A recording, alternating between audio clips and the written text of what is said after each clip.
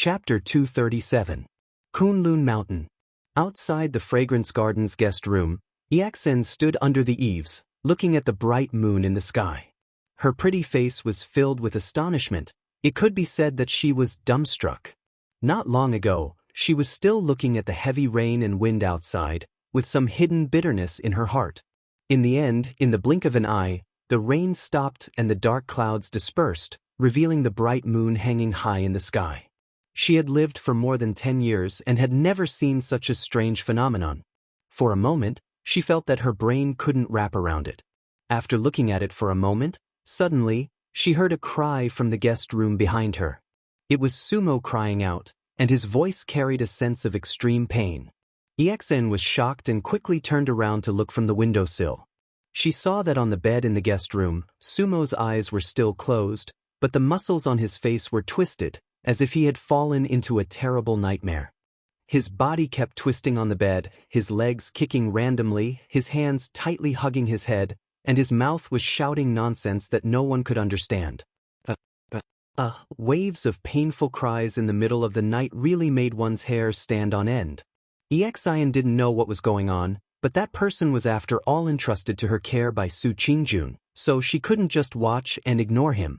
So, Yaxin hurriedly ran to the door, pushed it open and ran in. She came to the bed and pressed down hard on Sumo, at the same time calling out his name, hoping that she could wake up Sumo from his nightmare. But Sumo seemed to be deep in a nightmare. No matter how Yaxin shouted, he didn't seem to hear it. He just desperately hugged his head and twisted his body, crying and shouting something, and finally even began to tear and scratch his body. Yaxin was shocked and quickly reached out to press down on Sumo's hand, but Sumo's strength seemed to be much stronger than usual in this kind of dream. There were a few times when Yaxin almost couldn't hold him down, but fortunately Sumo's consciousness wasn't clear, and he didn't deliberately hurt Yaxin. After repeatedly struggling for a long time, Sumo's pain seemed to slowly subside. His cries then calmed down, and his expression seemed to be more comfortable, no longer twisted in pain. At this moment, Yaxin was so tired that her forehead was full of sweat.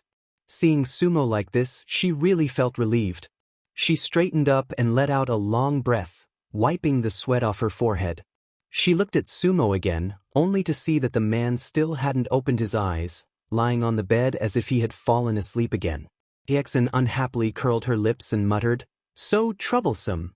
As she said that, she casually pulled the quilt over and covered him.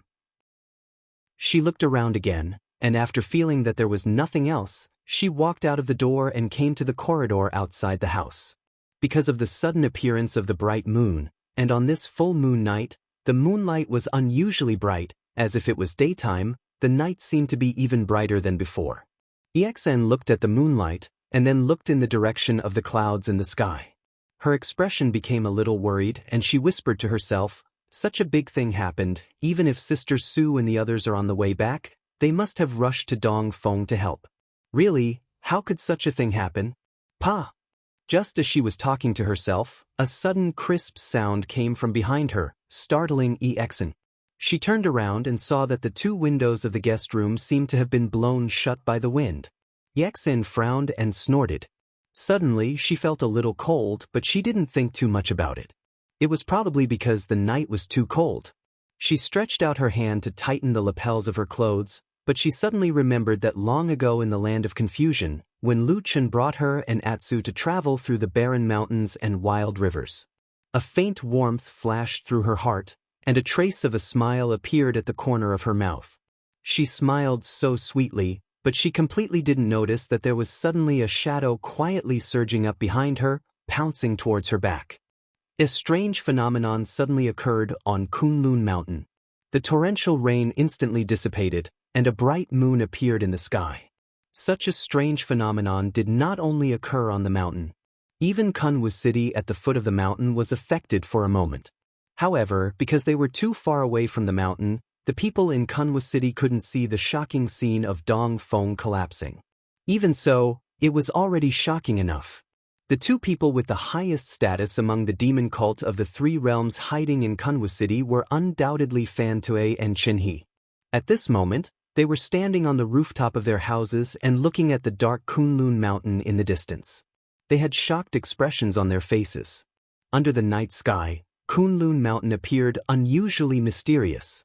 Even though they couldn't see the scene of Dongfeng collapsing in the dense fog zone, the huge pillar of light that shot into the sky was still too eye-catching.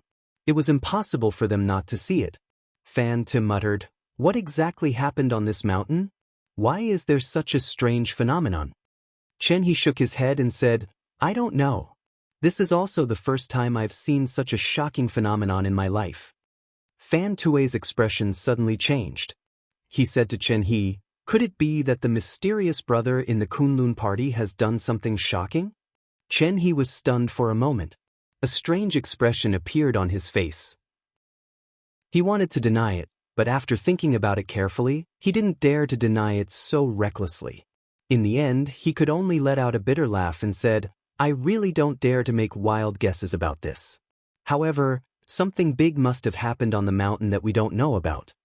After a moment of silence, Fan Te suddenly clasped his hands together and said, "Such a shocking phenomenon must be extraordinary. If a treasure has appeared, it must be a rare treasure or an ancient divine weapon. If someone has mastered a technique and displayed a strange phenomenon, it must be a divine technique or a divine weapon. No matter what, we can't ignore it. I'll immediately mobilize people to rush here and order our spies on the mountain to investigate and see what exactly happened to the Kunlun party." Chen He thought for a moment and said, "That's fine too." After saying that, he seemed to have sensed something and turned his head to look around. Under the night sky, he saw that on the roofs and walls of many houses in Kunwa City, there were some indistinct figures standing on high places. They were all looking in the direction of the Kunlun mountain range. Clearly, they were also alarmed by the strange phenomenon that had happened not long ago.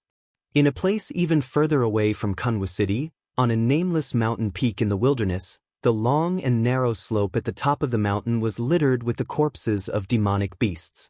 Blood flowed everywhere, and flesh was badly mutilated. It was a terrifying scene that resembled the purgatory of the underworld.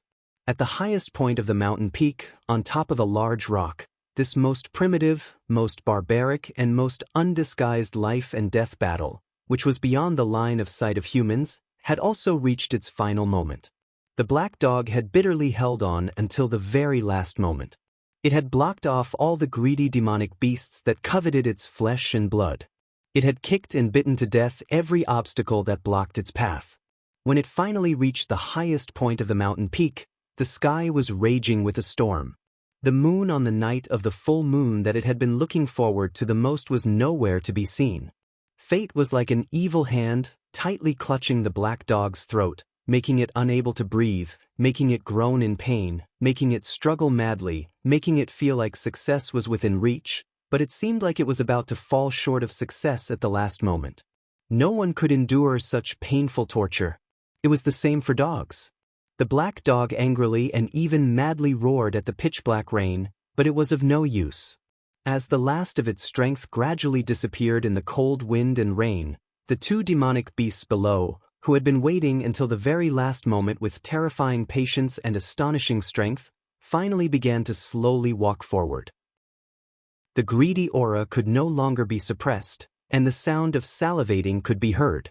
Atsu had lost all its strength, and even the blood on its body seemed to be about to run dry.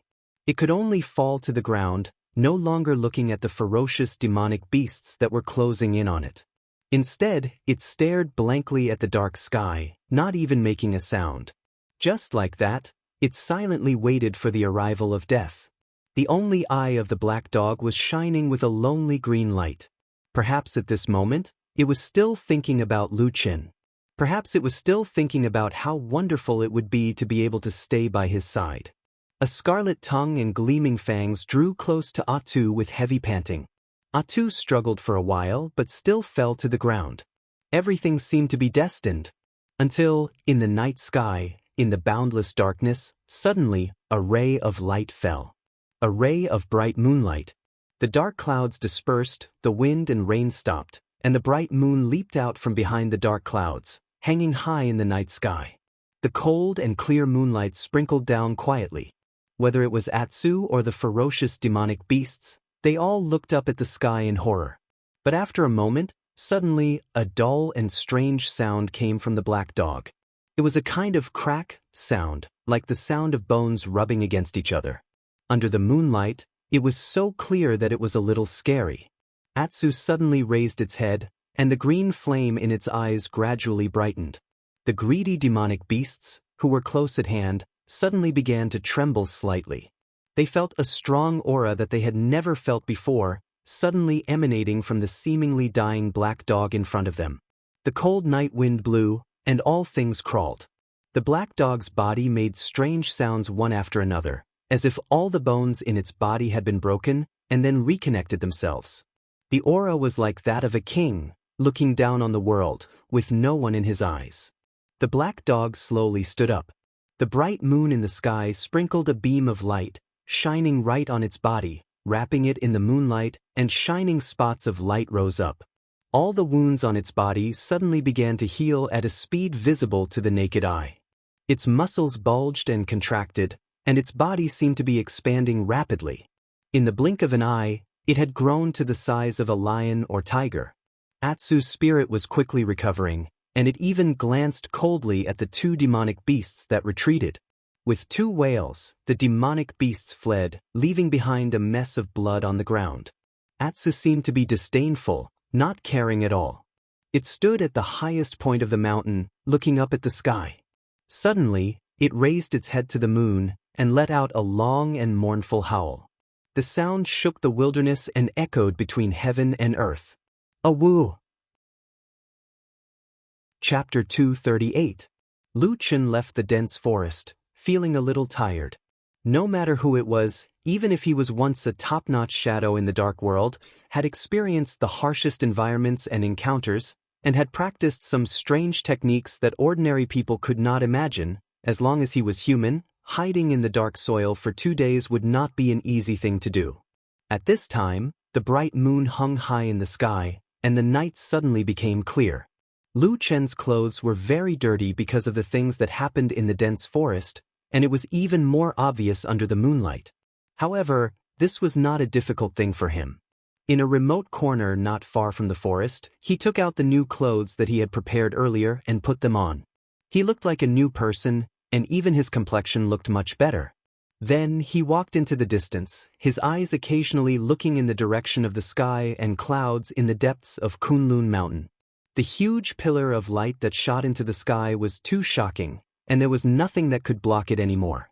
Looking at the spectacular scene of the huge winter peak collapsing and being engulfed by the huge smoke and dust, Lu Chen was also silently shocked. But very soon, his eyes once again fell on the top of the huge pillar of light that shot into the sky, piercing the clouds and changing the color of the sky. There was almost a black vortex that appeared faintly. For some reason, his heart suddenly trembled. This scene was very similar to the final scene of the god-subduing spell that the devil cult of the Three Realms had summoned at the end of the battle in the Barren Valley. Of course, at this time, although the sky was changing, there was no strange miraculous power like in the past, not to mention the terrifying eye that was hidden in the darkness like a demon. After walking for a while, Lu Chen saw many Kunlun disciples running out. In fact, according to the time, it was already late at night, and it was already the time of the Kunlun party's curfew. But what happened tonight was too big, and it was impossible for people to just sit in their rooms. More and more people appeared, and more people began to run in the direction of the winter peak. In the same direction, not only was the mysterious forbidden land in the sky and clouds, but also the main peak of the Kunlun party, Tiankuan Peak and Jingyang Hall, were also there. It seemed that everyone was a little out of their wits and wanted to seek guidance from the elders in the sect. Is it because such a big thing happened that the damn Baldy didn't come? Lu Chen pondered in his heart, but at this moment his heart was filled with doubts. He really did not know who to trust. How many people do you really trust in this world? The kind of friend that he could completely trust, that he would never betray him? The night breeze was slightly chilly, caressing his face. Lu Chen's footsteps suddenly came to a halt. After a while, he sighed softly, a complicated expression on his face. It was also at this moment that the figure of a young girl suddenly appeared in his mind. It was Exin. Her smiling face seemed to be the most heartwarming thing in this cold world. Lu Chen smiled for no reason, and actually felt a little better. He raised his head again to look at the bright moon. The moonlight was bright, and at this moment, the night was actually somewhat bright and beautiful. For some reason he felt a little tired of the place where the crowd was running to, but he remembered how Xian looked when she said she would come to find him a few days ago.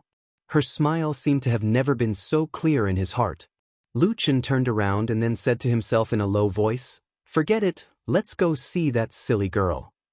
The location of the fragrance garden tea room and the guest room happened to be in the opposite direction of the sky and clouds, as well as Jianghu Peak and other important places. When Lu Chen turned around and walked in that direction, he encountered many Kunlun disciples on the road. He was traveling in the opposite direction alone. Of course, he appeared to be out of the ordinary. However, it was currently nighttime and such a shocking event had happened. Almost all of the Kunlun disciples were in a state of panic. Hence, no one would pay attention to such an inconspicuous, ordinary character. In addition, along the way, Lu Chen tried to walk in the shadows of the roadside. Many people didn't even notice him and ran past him. Lu Chen secretly observed many people and found that many of them seemed to have gone to Jianghu Peak's Xingyang Hall to participate in the day's meeting. On their way back at night, such a big event suddenly happened, so they turned back one after another and rushed towards the collapsed mountain peak. What happened? What happened to Dongfeng Peak? Could it be that there are foreign enemies invading? Is there another big earthquake in the mountain? Along the way, Lu Chen didn't know how many questions like these were heard. Obviously, most of the Kunlun disciples still didn't know what had happened. After walking for about half of the journey, the front suddenly became empty. It seemed that most of the people had already rushed over, leaving only the dark houses and pavilions in front of him in silence in the night. Lu Chen remembered that Xian told him that she often stayed here these days because her master, Dongfang Tao, often came here to drink tea and chat with Melaleuca japonica. It seemed that the two of them had an unusually deep friendship. But now, Lu Chen was only worried that Xian was silly. Although it was very lively in the sky, she also ran over to watch the fun.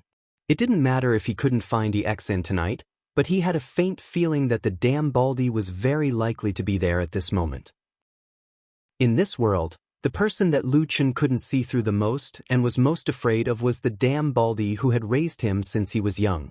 No one understood that person's strength better than him, and no one knew better than him how ruthless that person could be when he really hardened his heart. Of course, it was unlikely that a peerless person like the damn Baldy would care about a little girl like Xian. However, the slightest ripple on the side of a true lord might be a monstrous wave to an ordinary person. Lu Chen didn't want Xian to be in any danger, so he still went over. When he walked near the fragrance garden tea house, he saw that the house was pitch black without any lights. It didn't seem like anyone was still staying inside. Presumably, the people who were originally here were either already asleep, or they had been alarmed by the strange changes on Winter Peak and had all run out.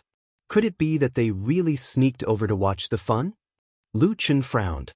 Just as he was thinking about whether he should go back to Tianquan Peak again, he suddenly heard a burst of footsteps from the side. Lu Chen turned his head to look, only to see that from the direction of the row of guest rooms on the other side of the tea house, in the same dark place, a figure suddenly ran out. His footsteps were a little unsteady, but his speed was very fast. With the help of the bright moonlight that night, Lu Chen clearly saw that person's face and was suddenly startled. He saw that this person was actually Sumo, but his expression seemed to be very strange.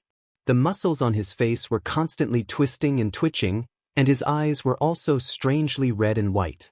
At the same time, there were all kinds of expressions of fear and dread on his face, as if he had seen the most terrifying thing in the world, and he couldn't stop gasping for breath. When he ran out, Sumo seemed to also see Lu Chen standing alone on the other side. His footsteps slightly paused, and a trace of murderous intent floated in his eyes. Lu Chen's face darkened. He had been displeased with this young master Sumo for a long time. If it wasn't for that woman, Su Qingjun, he was afraid that he would have already made a move on Sumo. But in reality, even with Su Qingjun around, Lu Chen didn't really intend to completely let bygones be bygones with Sumo. He had asked old Ma to privately inquire about the daily whereabouts of the Su family just to vent his anger. So in this cold and cheerless night, when there was no one around, when Sumo seemed to show hostility towards him, not only did Lu Chen not shrink back in fear, but his eyes lit up and he suddenly took a step forward. But just when he was about to move, Sumo seemed to suddenly feel Lu Chen's murderous intent. This time, he suddenly became terrified, and with a strange cry, he actually turned around and ran. Lu Chen was stunned. He didn't think that this guy would actually run away so straightforwardly. He didn't even care about the face of an aristocratic family's disciple. If it was in the past, it seemed that Sumo wouldn't do such a thing. There was some doubt in his heart, but Lu Chen quickly frowned. After Sumo ran past, he smelled a faint smell of blood. His gaze focused, and he looked at Sumo's back. He saw that there was indeed a blood stain on the man's right hand. Sumo quickly ran far away. Moreover, looking at the direction he ran in, he didn't go to Heavenly Kuan Peak or that lively place in the sky. Instead, he ran in the direction of going down the mountain. Could it be that this eccentric Su family's eldest young master is actually going back to his home in Kunwu City in the middle of the night? Lu Chen shook his head. After pondering for a moment, he finally gave up on the idea of tracking this person. Tonight was full of unusual phenomena, and a great change had taken place. There was no need to be anxious about such a small matter, so it was better not to complicate things. In the future, there would always be time to slowly find trouble with this guy. He turned around, ready to leave this place. Since EXN wasn't here, presumably, she also went to the sky in the sky to watch the fun. Needless to say, this kind of thing was indeed in line with EXIN's temperament. Lu Chen could even imagine the very excited and impatient look on EXIN's face when she called her friends. It was a little cute but also a little stupid. He smiled and walked forward. The sound of his footsteps moving forward in the dark night fell in this bleak courtyard. The ground was still wet, and there were many drops of water dripping down. It was probably the result of the heavy downpour not long ago. He stepped over a puddle of water, and his body suddenly stopped. In the darkness, there was a cold night wind blowing. A faint smell of blood drifted along with the wind. Lu Chen turned around. His gaze was a little cold as he glanced around. Then he slowly looked at the dark room on the other side of the guest room. There were several deep winding corridors and many dripping eaves. He silently stood where he was for a moment, and then he walked over. The moonlight shone on his body, elongating a dark shadow. Chapter 239. The sound of footsteps echoed in the quiet courtyard and corridors. There was a chill in the cold night that seemed to linger on, just like this world that was always covered in darkness. But fortunately, there would always be sunlight after the night. Although there were many darkness, there would always be warmth in life. Lu Chen subconsciously tightened his clothes. He did not know why, but his heart was beating faster. He did not know why he thought of EXN. It hadn't been a long time since he had first met this girl, but they had experienced a lot of things. There were many times when Lu Chen felt that EXIN was a bit stupid. He was used to looking down at her and teasing her, joking with her. But now that he thought about it, Lu Chen suddenly realized that in these days, every time EXN smiled at him, the sky was bright and the air was warm. It was never him taking care of her. It had always been that young girl giving warmth to the lonely shadow that was struggling in the cold darkness. She had unknowingly pulled him out of the darkness slightly, letting him feel that little bit of warmth under the light. Perhaps it was not much, but it was precious. It was like a ray of light shining through the dark clouds. Although it was not strong, it was enough to illuminate the darkness. He slowly walked forward. Suddenly, he saw a black shadow lying on the ground in the corridor. It was a person lying on the ground, motionless. The night was too dark and the moonlight could not shine here. It was faint and blurry. Lu Chen could not see the person's face, but his heart suddenly beat faster. He felt that the figure was somewhat familiar. His mouth was dry. Was it nervousness or fear? Lu Chen did not know and did not have time to think about it. He held his breath and slowly walked over. Suddenly, he found that the smell of blood in the surroundings suddenly became stronger. It was coming from the person lying on the ground. An ominous premonition slammed into his heart, But perhaps his years as a shadow had long tempered his will into steel. As if he had lost the soft emotions of an ordinary person, Lu Chen did not scream or even lose his mind. He was like a cold and emotionless shadow as he slowly and cautiously squatted down beside the person and reached out to flip her over. When his hand touched that person's body, he suddenly felt a moist sensation on his hand. Immediately after, that person's body moved a little and suddenly raised his head. He looked at Lu Chen and called out, "Brother Lu." Lu Chen's body trembled. Looking at Xian's pale face, he suddenly felt his body relax, as if there was a heavy burden on his heart.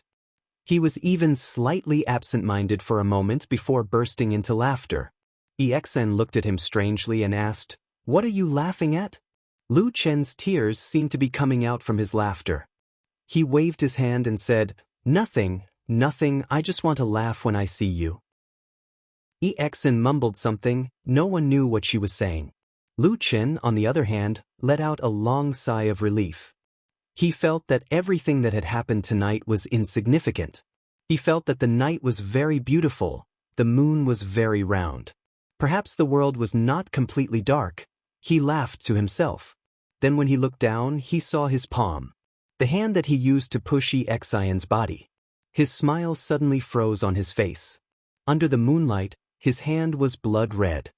His palms and fingers were dripping with fresh blood.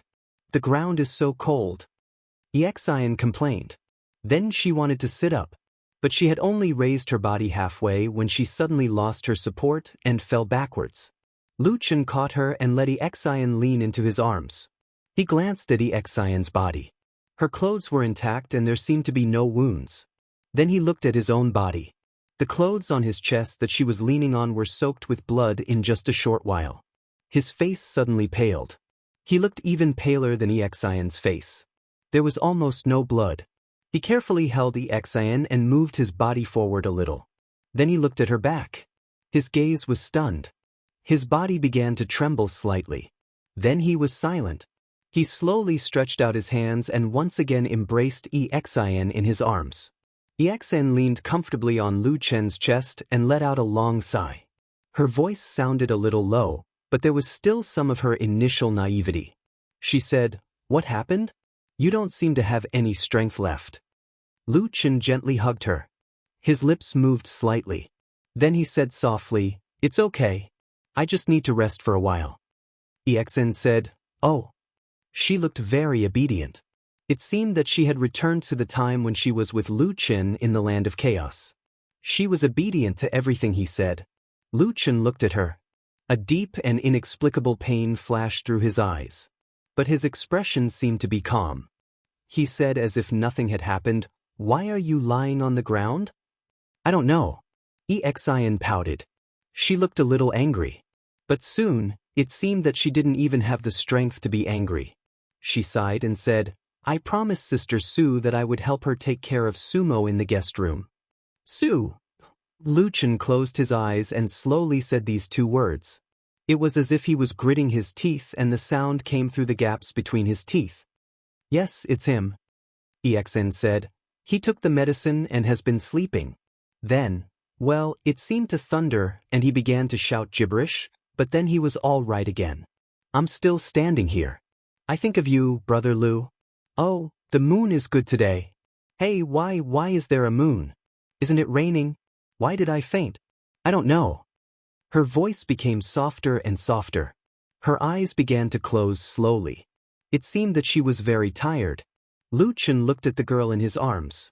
He seemed to have thousands of words in his heart, but he couldn't say a word. Xian's slender eyelashes moved. She opened her eyes again and said softly, "Why do I feel a little uncomfortable?" Lu Chen stood up silently. He carried Xian and walked forward, leaving this dark world. Then he said calmly, "It's nothing. You're a little injured." "Injured?" Xian seemed a little surprised. But she seemed to be too tired. She didn't think to see where she was injured. Lu Chen repeated gently to her. Then he smiled and said, "It's just a small injury. It's nothing." "Oh, I don't want it." Xian suddenly cried softly. "Don't what?" Lu Chen asked her.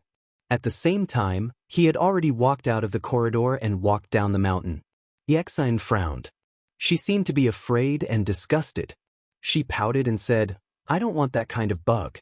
You used to always put bugs on me. It's disgusting." Lu Chen's footsteps paused. He continued to walk forward. At the same time, he said softly, "Okay, don't put that bug juice on me. Besides, I can't find that kind of thing now." Iexine suddenly seemed happy. She smiled. But her whole body slowly leaned against his chest. She said softly, "Brother Lu, I'm a little cold." Lu Chen's hands tightened. He held her in his arms. At the same time, a drop of water fell on Exine's white face. Exine's eyes seemed to be a little blurry, but she still felt it. She shook her head and said, "Hey, it's raining. Or are you crying, Brother Lu?" "Nonsense. I've killed countless people. I have a heart of stone for more than 10 years. How could I cry?" Lu Chen said with a smile. He walked forward.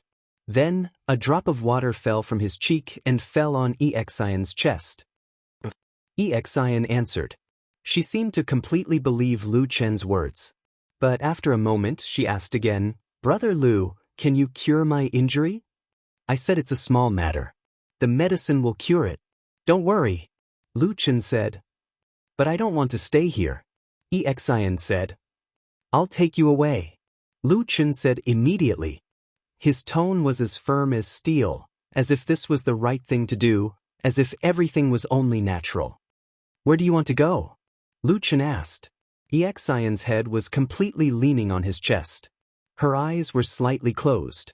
Her face was so pale that it seemed to be transparent. The breath in her mouth was also weak. But it seemed that she still didn't want to sleep. She still wanted to talk. So she persisted and woke up again. She forced her eyes open and smiled at Lu Chen. I want to see my parents, Exine said. Let's go now. Lu Chen held her and suddenly sped up. But after a moment he suddenly felt something. He looked down and saw that Exine's eyes were open. She was staring at his face. What's wrong? Lu Chen suddenly didn't dare to look at this pair of pure and clear eyes. He looked away. Then he heard Exine whisper, Brother Lu, you lied to me again. I didn't, Exine suddenly interrupted him and said, I saw it. You were crying so sadly. Under the moonlight, the man's face was covered in tears. He shook his head and gritted his teeth, trying to laugh. But each laugh turned into a hoarse whimper. He wanted to beat his chest and yell at her, but he didn't dare to look at her eyes again. Under the moonlight, he held the girl and staggered forward. He was like a stray dog that had lost its home. He crazily wanted to grasp the last bit of hope, but in the end, he couldn't stop the girl and that warmth from leaving. Her pale hand reached out and Exine wiped his face, wiping away some of the tears. Then she complained to herself, although her voice was very soft and low. I haven't even gone to the Heaven Vault Cloud Realm. In the end, even the mountain has collapsed. How boring! Her voice gradually became lower and finally couldn't be heard. Lu Chen's footsteps instantly stopped. He watched as that hand slid down from his face and weakly slid to the girl's side. He was dumbfounded. He slowly raised his head and looked at the deep night sky, as well as the cold moon. The black fire once again burned fiercely in his eyes. A terrifying and ice-cold murderous intent leaped out from the darkness like the shadow of a demon, emitting a soundless howl towards the darkness. The night, the deeper it got, the colder it got. Chapter 240. Su Qingjun left the Xingyang Hall on Heavenly Kuan Peak a little later than most people. She was passing by Qiandeng, Mingyue, and her master, Taoist Master Muyuan, when Taoist Master Mingzhu suddenly asked her to wait at the entrance. Masato Kihara was somewhat dissatisfied with this, but Su Qingjun was a filial disciple, so in order to avoid conflict between her master and them, she voluntarily stayed behind. Later, he came over, but Su Qingjun didn't like this person, even though he was one of the most outstanding genius disciples of the younger generation of the Kunlun party, just like her. Sumo was her only younger brother, but he was seriously injured by Hei, so the hatred between them was already very deep. Moreover, Su Qingjun could more or less feel that although he usually didn't do anything out of line, including looking at her with a peaceful gaze most of the time. He also had a feeling of disgust towards the Su family. Su Qingjun didn't know how the Su family on her side had offended him, that he would always target the Su family. Perhaps it was because of He Gang's death a few days ago? In retrospect, He Gang's death was indeed a little strange. No matter who saw the timing of his death, they would suspect that the Su family secretly did it to vent their anger. But Su Qingjun herself knew that the Su family didn't do it. After leaving Jingyang Hall, Su Qingjun was worried about Sumo, who was still unconscious in the Fragrance Garden's guest room, so she rushed all the way back. But halfway there, she heard a loud noise, just like countless Kunlun party disciples, and then witnessed the most shocking change in the Kunlun Mountains in 1,000 years. Strange peaks fell, the mountains collapsed, and a terrible and huge pillar of light soared into the sky. It was a scene of doomsday. The entire Kunlun Mountain was in an uproar. Everyone in the Kunlun party was in a state of panic. Countless people rushed out of their houses and rushed over there. Su Qingjun was also in the crowd. At that moment, she was also shocked. Then, when she saw a large number of people rushing over, she involuntarily followed them into the sky. For such an earth-shattering phenomenon, something unimaginable must have happened. It might even be related to the survival of the entire Kunlun sect. Because it was the winter peak where Hakushin Jinkuin's Immortal's cave was located among the clouds in the sky. What the hell happened? She also wanted to know. After returning to Tiankuan Peak's Jingyang Hall with the flow of people in that direction, Su Qingjun soon found that things seemed to be more complicated than she thought. The elders of the Kunlun party were indeed experienced and knowledgeable. They did not panic in the face of chaos. In a short while, several Yuaning Jinren came out to calm the crowd. At the same time, they kept issuing orders, and soon, the situation was under control. The crowd slowly calmed down, but there were many people as smart and astute as Su Qingjun. They quickly noticed that something was not quite right. Such a big event had happened, but the head of the Kunlun party, Idle Month, did not come out to command the overall situation. Even though everyone knew that he should definitely be in Jingyang Hall that night. The Yuaning Jinren who came out to command and calm the crowd were mostly from the Baichao Tang branch. Su Qingjun even saw her own master, Masato Kihara, among them. When the bright moonlight suddenly appeared in the sky, she could clearly see her master's face brimming with excitement and a smile. Even his voice and movements when he was giving orders to others had unconsciously become confident and at ease. Su Qingjun had some guesses in her heart, but she was not too willing to believe in her intuition. Therefore, she had been standing in the crowd and did not go forward. After staying on Tiankuan Peak for a while, she found that those Yuaning Jinren had no intention of arranging for people to go to the clouds in the sky. She then quietly left. The moonlight was very bright, but the night was equally dark. The Kunlun mountain range, which had just experienced an earth-shattering change, seemed to still be shrouded in darkness. Su Qingjun walked quickly towards the direction of the Fragrance Garden. As she walked and walked, there was no trace of other people on the road. Seeing that she was about to reach the mountain peak where the Fragrance Garden was located, Su Qingjun's footsteps suddenly stopped. She felt a slightly fishy wind blowing from the mountain path ahead. Immediately after, a human figure suddenly appeared. A man staggered down from the mountain path ahead. His expression was one of panic and fear, as if he had seen the thing he was most afraid of in his life. It was Sumo. Su Qingjun was shocked and quickly went up to greet him. She called out, "Sumo, what happened to you?" Sumo's body trembled. Her eyes that seemed to be in a state of confusion and blankness suddenly seemed to clear up a little. She stopped and looked towards Su Qingjun. After being stunned for a moment, she suddenly called out in a hoarse voice, "Sister?" Su Qingjun ran in front of her and looked at Sumo's disheveled appearance with astonishment. She said, "You're awake. Are you feeling better? Why did you suddenly run down the mountain by yourself?" Sumo stared blankly at her. After a while, she said, "I'm fine. I want to go home now and tell father and mother this good news so they don't have to worry anymore." Su Qingjun hesitated for a moment, but in the end, she still nodded. The Kunlun party couldn't be considered too peaceful tonight, so going to her home in Kunwa City could be considered a safe place. She immediately said in a soft voice, "That's fine too. You can go. I have to first thank the elders for saving you. I'll also go back to see you later. Right? Isn't Exine looking after you?" "She's now." Before she could finish speaking, she saw Sumo suddenly turn around and run away with large strides, looking as if he was very anxious. Su Qingjuan's words were stuck in her mouth for a moment. Soon after, she frowned and looked at Sumo with some surprise. There was a bit of doubt in her eyes, but perhaps it was because she saw him running as if he was flying and seemed to be really well, so she relaxed. After standing in place and thinking for a moment, she decided to continue up the mountain. In any case, Dongfang Tao and Melaleuca Japonica, the two elders, had treated her younger brother, Sumo, so she had to thank them in person. Little sister Exen had helped her greatly, so she also had to go and thank them. In fact, it was reasonable to say that Sumo should also stay and thank them. However, since this good-for-nothing brat ran away by himself, she would have to complete these things herself. She sighed softly, shook her head, and walked up the mountain. The mountain path was undulating and curved, and the moonlight shone through the gaps between the branches of the forest, shining on her beautiful face. In the darkness of the night, there was a bit of coldness.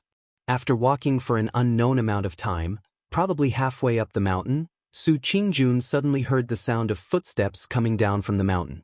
The footsteps sounded especially heavy, and the sound paused, as if they were stepping on the bottom of her heart, drifting out in the darkness, trampling through the original silence of this place. Su Qingjun stopped in her tracks, a little surprised. As the footsteps approached, she saw the figure walking in front of her. Her eyes suddenly widened, and the surprise on her face instantly turned into inconceivable shock and fear. A person walked down the mountain path. To be exact, it was a person holding another person's body. With the help of the moonlight falling from the sky, Su Qingjun could clearly see that the man was Lu Qin, and the pale-faced woman he was tightly hugging, and the person who had one hand hanging limply by her side was Exen. Su Qingjun exclaimed in surprise and ran over with quick steps. However, she just arrived before Exen when she smelled a strong smell of blood. Moreover, Exion's practically pale face and chest that had stopped rising and falling had already explained everything. Su Qingjun almost could not believe her own eyes. When she left this morning, Exen was clearly that lively young lady with a sweet smile. How did it become like this at night? What happened to her? Su Qingjuan's eyes were misty, her voice trembling as she looked up at Lu Chen and asked. Then, her body suddenly shook, a shocked expression on her face, and subconsciously took a step back. The Lu Chen in front of her seemed to be completely different from the man in her memory. The warmth and cheerfulness he once had, and that smile that seemed to be there forever, had all disappeared. Right now, Lu Chen's face was solemn, expressionless, looking like it was carved out of stone, cold and full of killing intent. Lu Chen's eyes were perhaps the only part of his face that still had some liveliness, but for some reason, Su Qingjun felt that she might be seeing things, because she seemed to see flames from that pair of eyes, and what's more, that fire was actually black. Just like this boundless, deep night. She's dead. Lu Chen's voice sounded emotionless, so cold as if he was talking about something that had nothing to do with him. Su Qingjun shook her head in disbelief, did not even have the time to care about the strange look in Lu Chen's eyes. Her eyes once again fell on Exion's face, said in a low voice, Why is it like this? Aren't you helping me look after Sumo? When I saw him just now, he was still fine. Why would you suddenly? You saw Sumo? Lu Chen suddenly asked. That voice sounded a bit cold, like the cold wind in this night, blowing coldly. Su Qingjun looked at Exen, her mouth half open, her face sorrowful, as if she still could not immediately accept this reality, nodded subconsciously, said, Yes, just now, at the foot of the mountain. Where did he go?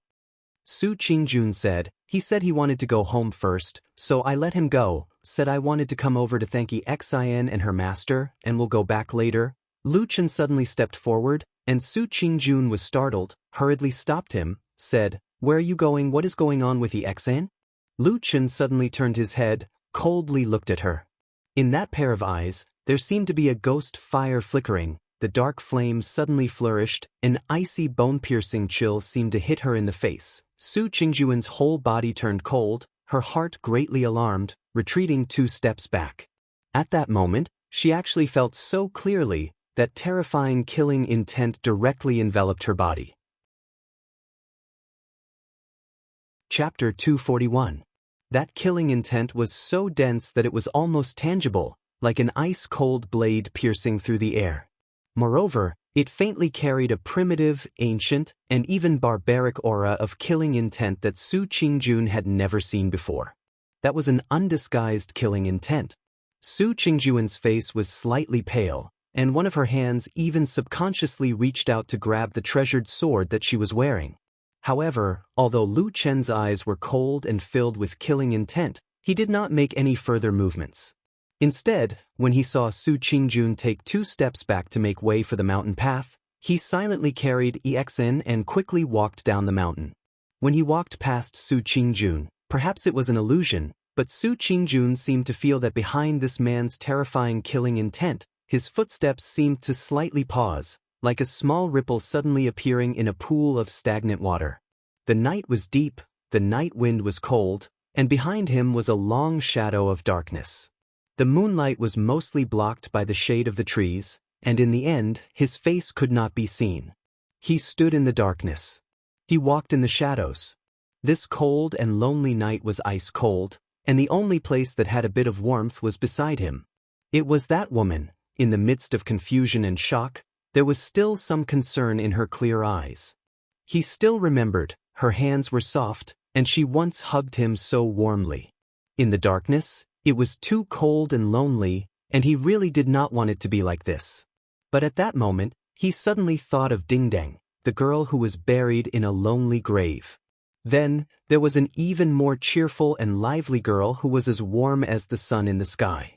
Now, she was lying in the crook of his arms, her body slowly cooling down.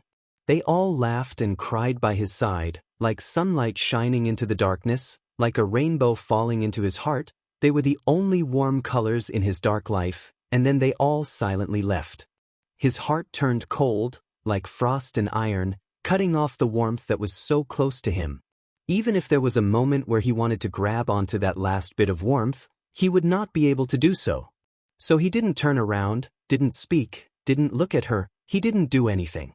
This man was like a proud and aloof wolf cruising in the wilderness, facing the wind and snow, abandoning the warmth he longed for, striding into the distance of the deep night, letting the shadow of darkness completely engulf him. Without looking back, he walked further and further away from the woman behind him. Su Qingjun stood there in a daze, watching Lu Chen walk away with the Xion's body in his arms until he disappeared into the darkness. His figure could no longer be seen. Her mind was in a mess, and she couldn't figure out what was going on. On the night of the full moon, too many strange things happened in the mountains of Kunlun. Everything seemed to be wrong and different from before.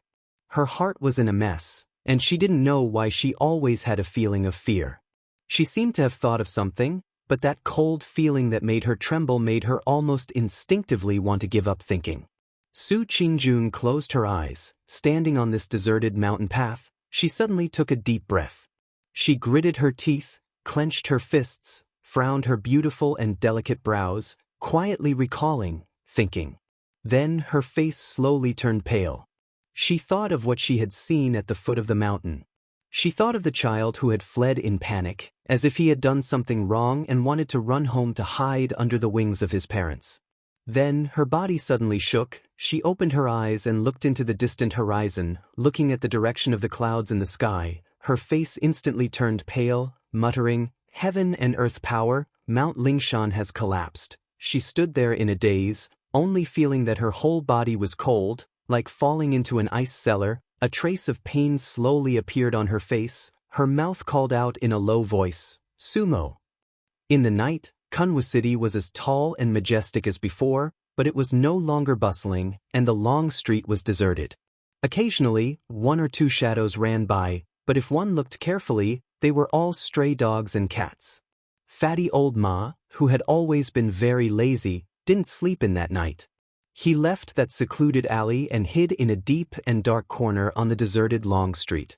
That place was a loft on a tall building from which he could clearly see the movements on the streets near Kunwa City, and he could also overlook the movements of the distant Kunlun Mountain.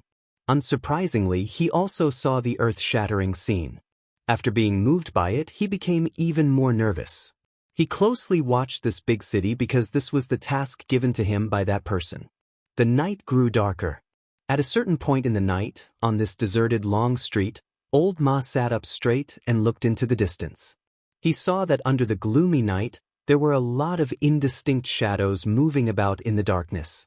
Although most of them were scattered and didn't travel together, it was easy to see that those shadows in the darkness were all heading in the same direction, Kunlun Mountain. Presumably, what happened on the mountain tonight had finally alarmed all the demons and monsters hiding in the darkness. Hiding in the darkness, Old Ma sneered with contempt in his eyes. But at this moment, he suddenly saw a figure staggering over from a distance. Under the moonlight, Old Ma recognized at a glance that this was the young master of the Su family, Sumo. Old Ma's spirit was roused, but at the same time, he was also a bit surprised. This person was named by Lu Qin for him to pay attention to and investigate. At this moment, this person appeared on the long street in the middle of the night with a panicked expression and unsteady footsteps. Obviously, something had happened. He hesitated for a moment, but in the end, he still didn't plan to make a move. He just watched as Sumo ran down the long street. And looking at the direction he was running in, he should be heading towards the Su family. Monitoring the movements in this city and a mere Sumo, Old Ma naturally knew the importance of this.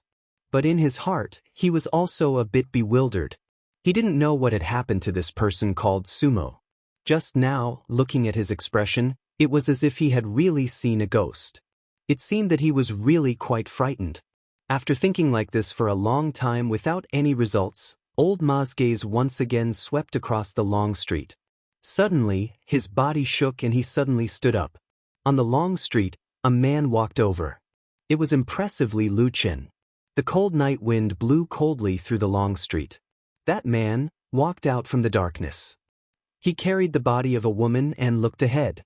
The darkness around him rolled and surged, like a roaring demon, like a roaring demon. The clear and cold moonlight shone on the long street, but could not illuminate his figure. The dark flames burned fiercely on his body. It was as if after a long period of imprisonment, he had finally thrown off the suppression. On this day, on this night, he wildly and wantonly burned. Every part of his skin was attached to the black flames. The flames danced wildly in the wind, but did not damage his flesh, skin, or the clothes on his body in the slightest. The night seemed to freeze. All the creatures on this long street suddenly became silent. What remained was only a strong killing intent that had never been seen before. Like a tide, like an angry wave, surging and surging, like a monstrous wave, it followed that man's figure and surged forward. The blood drained from Old Ma's face, his eyes filled with fear. He looked in shock at Lu Qin and the strange black flames on his body. After hesitating again and again, he suddenly clenched his teeth, a determined expression on his face. He leapt out from the attic and ran in front of Lu Qin. With a low roar, he stretched out his hands to stop him. "Have you gone mad?" Old Ma roared loudly, wanting to wake Lu Qin. But after a moment, his gaze fell on the face of the woman in Lu Qin's arms. Looking at that familiar and pale face, as well as the aura of death that he could not be more familiar with, Old Ma's face also paled. The corners of his eyes twitched and he said in a low voice, "Damn it." Lu Qin glanced at him but did not say anything. He did not even stop and continued to walk forward. At the same time, he expressionlessly said, "Get out of my way." Old Ma was intimidated by his imposing manner. For a moment, he subconsciously retreated to one side and then followed beside Lu Qin.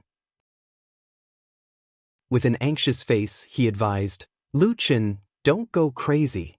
Listen to me, I don't know how many spies of the devil cult are in this city right now. It's because of the big change on Kunlun Mountain tonight that most of them have gone to the foot of Kunlun Mountain to watch. The city is empty. Listen to me, stop now and come with me. It's still not too late." Lu Chen's face was as cold as ice, unmoved. He still carried Exan and walked forward.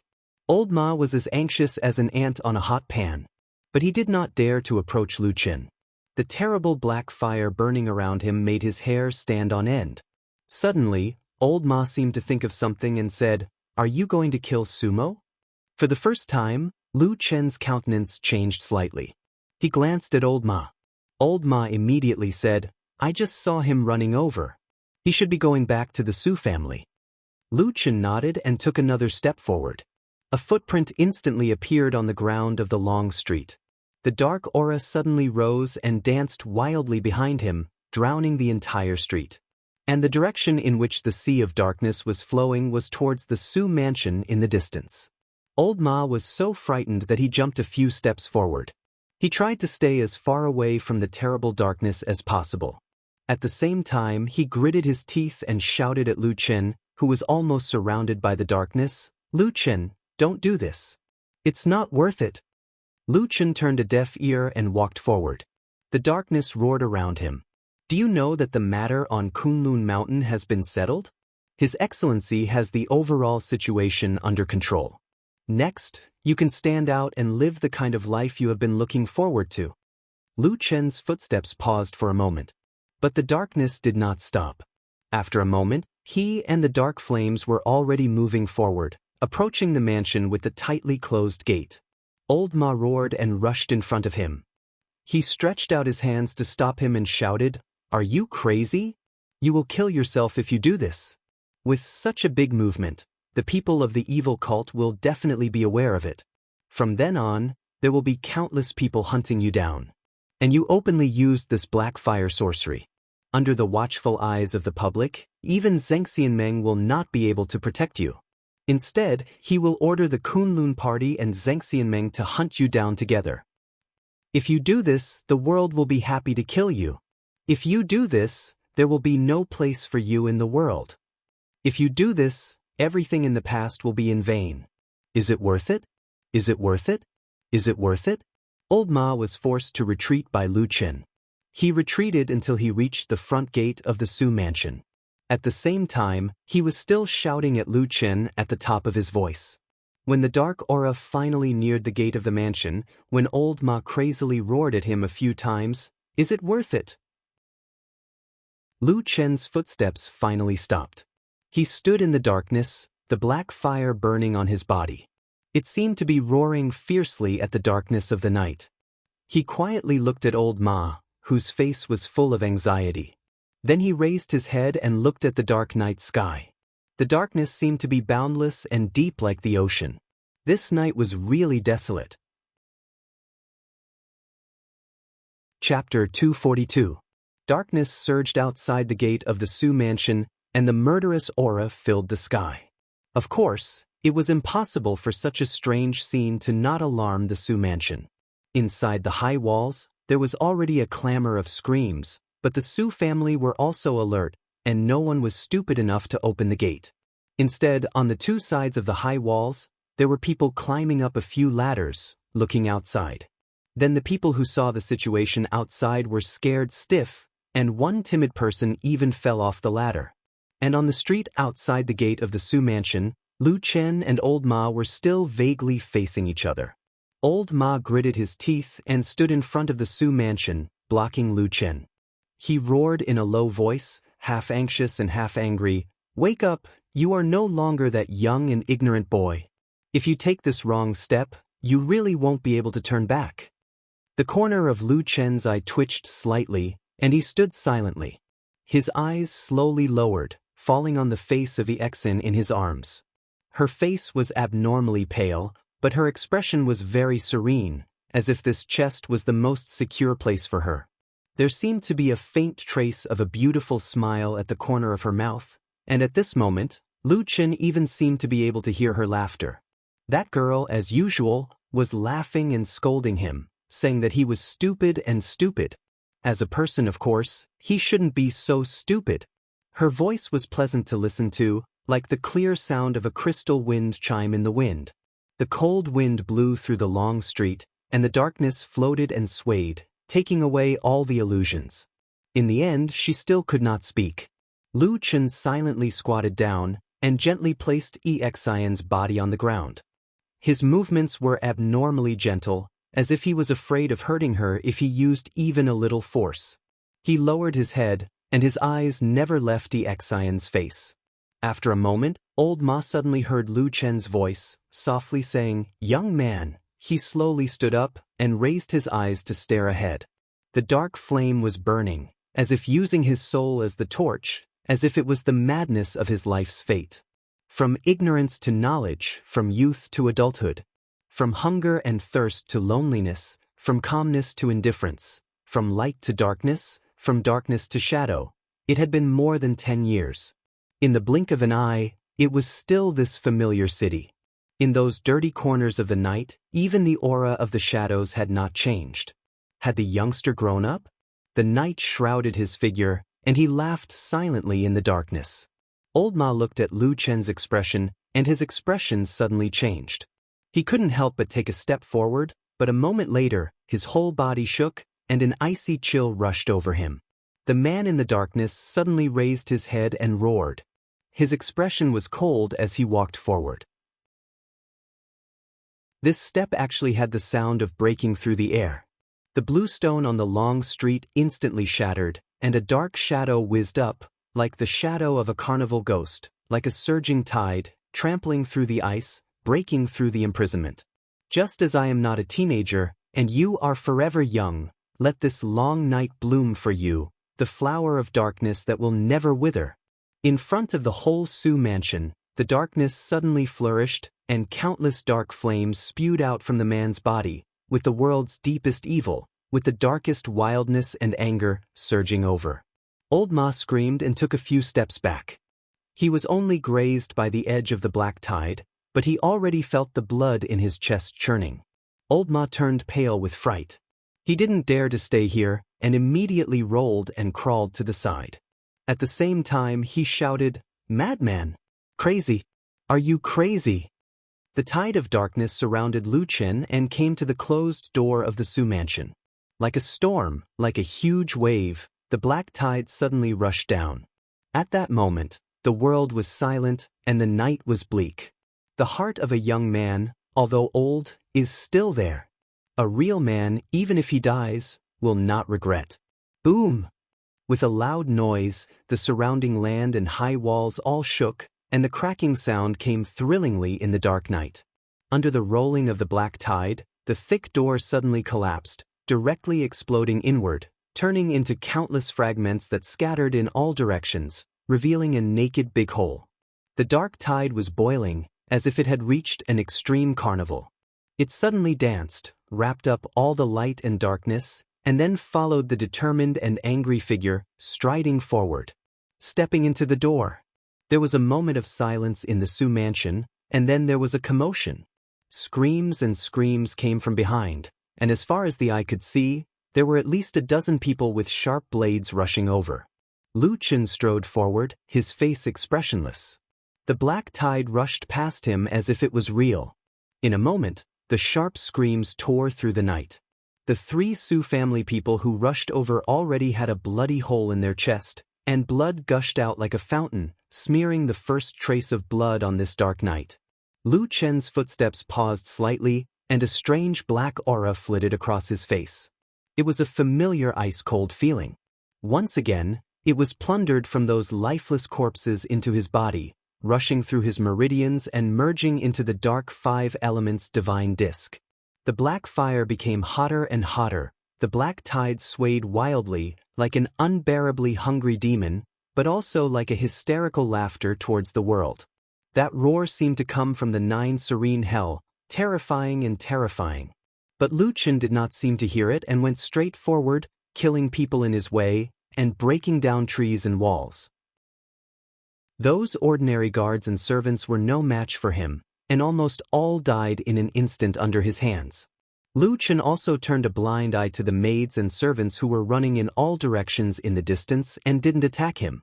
His eyes, which flickered with black flames, swept over the mansion shrouded in darkness, and then he looked at a place he had been to before, the small courtyard that belonged to Sumo. He sneered coldly in the darkness and strode forward. Behind him, Old Ma was lying on his stomach in front of the messy gate of the Su mansion. His face was ashen, and his expression was dejected. Looking at the blood on the ground and the dark figure who was slaughtering people, he let out a long sigh and said, "It's over, it's over." In the quiet night sky, a ray of light streaked across the dark sky, rushing towards Jianghu city like a gust of wind and a bolt of lightning. Under the dim light of the night, the raging black flames soared into the sky, and the murderous aura shook the surroundings. For a moment, it also startled countless phantoms in the darkness. It was unknown how many people in the deep darkness suddenly turned their heads. And it was unknown how much deep hatred was reignited in the darkness of the night. The darkness hibernating under the blue dome of heaven and the black shadows under the high mountain began to turn their heads one after another. Even in the fog in the deepest part of Kunlun Mountain, a black shadow as huge as a mountain suddenly moved. The fog wrapped around its huge and frightening body, but it couldn't stop the pair of dragon eyes burning with black flames from emerging from the fog. It gazed at the city in the distance, as well as the black flame rising from the city. However, the moment it was about to leave the fog, a tall and sturdy figure suddenly appeared in the air. It was true Lord Tianlan. With his back facing the frightening and huge black dragon in the fog, he had a cold expression on his face, but he stretched out a hand and blocked the front of the fog. The huge dragon eyes coldly stared at the back of the fat figure, and a terrifying aura as huge as a mountain seemed about to spit out on the body of this bald fat man. But true Lord Tianlan seemed to be completely unaware of it. He just floated in the air and blocked the black dragon's front. His hand was steady and powerful. As the wind blew, his loose robe fluttered. The black dragon silently gazed at him. A moment later, accompanied by a deep sound like a dragon's roar, the huge black shadow slowly retreated into the fog. At the same time, a somewhat strange voice came from the air and echoed in true Lord Tianlan's ears. Interesting. True Lord Tianlan's expression didn't change in the slightest, as if he hadn't heard the voice. But he was also gazing at Jianghu city in the distance. His eyes also saw the murderous aura and the black flames soaring into the sky. After a moment, a ray of light suddenly swept over. It was perfected thousand lanterns of the Kunlun party.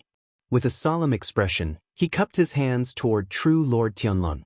After saluting him, he said in a deep voice, "The black flame evil technique has appeared in Jianghu city, and the murderous aura is soaring into the sky.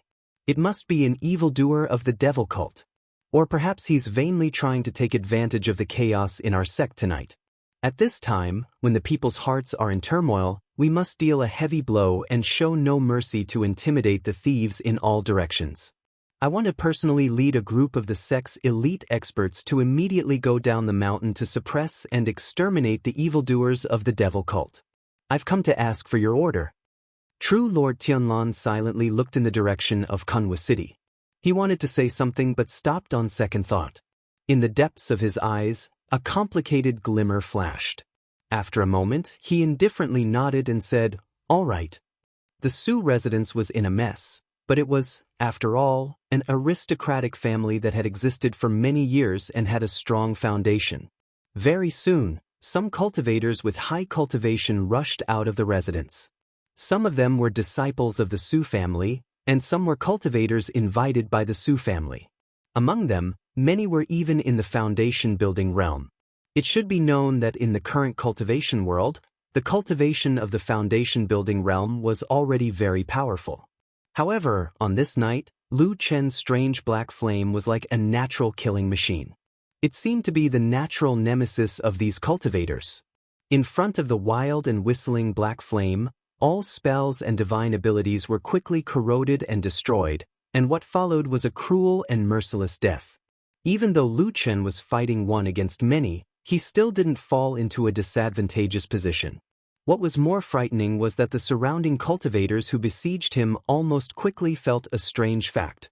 Not only did this fiend's strength not weaken as the battle dragged on, it became even stronger.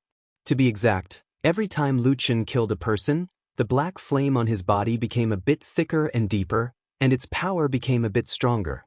The gloomy life force plundered from these dead cultivators was 10 times or even 100 times more than what Lu Chen had plundered in the past. At this moment, the 5 elements divine disk in his sea of qi was roaring, hungrily devouring the endless life force of killing, and then causing the black flame on Lu Chen's body to become even crazier. He's not a human. He's a ghost. Finally, someone broke down under the great pressure. In the face of death, he screamed wildly, dropped his weapon, turned around and ran away.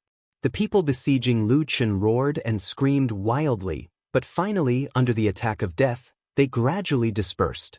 They either died or fled. The high wall suddenly collapsed, and Lu Chen walked into the yard. The 2-story building in his memory was gone, which was cut open by Su Qingjuan's sword. But on the other side of the yard, another gorgeous house was built. At this moment, at the door of the hall, Sumo stood there, and his parents, Su Tianhe and Madame Bai, stood in front of him, blocking him behind them. Lu Chen sneered, staring at Sumo behind the 2 people. His eyes were boiling with black fire, like a demon or a ghost, and he was about to walk forward. But at this moment, suddenly there was a sharp whistle in the night sky, and a sword light pierced through the air, straight down, and rushed to the middle of Lu Chen and the 3 people of the Su family. After a moment, the light dissipated, and a figure appeared. It was a woman with a resolute expression, with a trace of pain. It was Su Qingjun. In the mansion under the night, there seemed to be continuous shouting and screaming in the distance, but at this time, the courtyard fell into a sudden silence. The night wind blew, blowing the woman's soft hair, and on her red shawl, beautiful feathers fluttered in the wind. She looked back at her family, and her parents stood in front. Although her father, Su Tianhe, had a shocked expression, he was still calm, while her mother had a trace of fear on her face. But perhaps it was family love that suppressed all fear. Even though Madame Bai's body was trembling slightly, she still did not take a step back, and tightly grabbed her only son's hand, blocking in front of him. And her only brother, Sumo, at this moment, seemed to have a strange expression, and his mind seemed to be clear and muddled, but every time his eyes became clear, he saw Lu Chen in front of him, wrapped in darkness, and his expression became abnormally ugly. The corner of Su Qingjuan's mouth twitched, and a trace of a miserable smile appeared on his face. Then he slowly turned around, facing Lu Chen, looking at the man swallowed by darkness, looking at the figure that burned like a demon with black fire. Lu Chen was silent, and then he walked forward, and the darkness surged around him, pressing towards Su Qingjun like a tide. But Su Qingjun stood in the same place, motionless, and did not seem to have any intention of moving away. The black fire in Lu Chen's eyes burned, and his footsteps did not stop, and he came closer and closer to her. Su Qingjuan's hands were tightly clenched, and after a moment, she suddenly said in a loud voice, "This is an accident." "Really, this is an accident."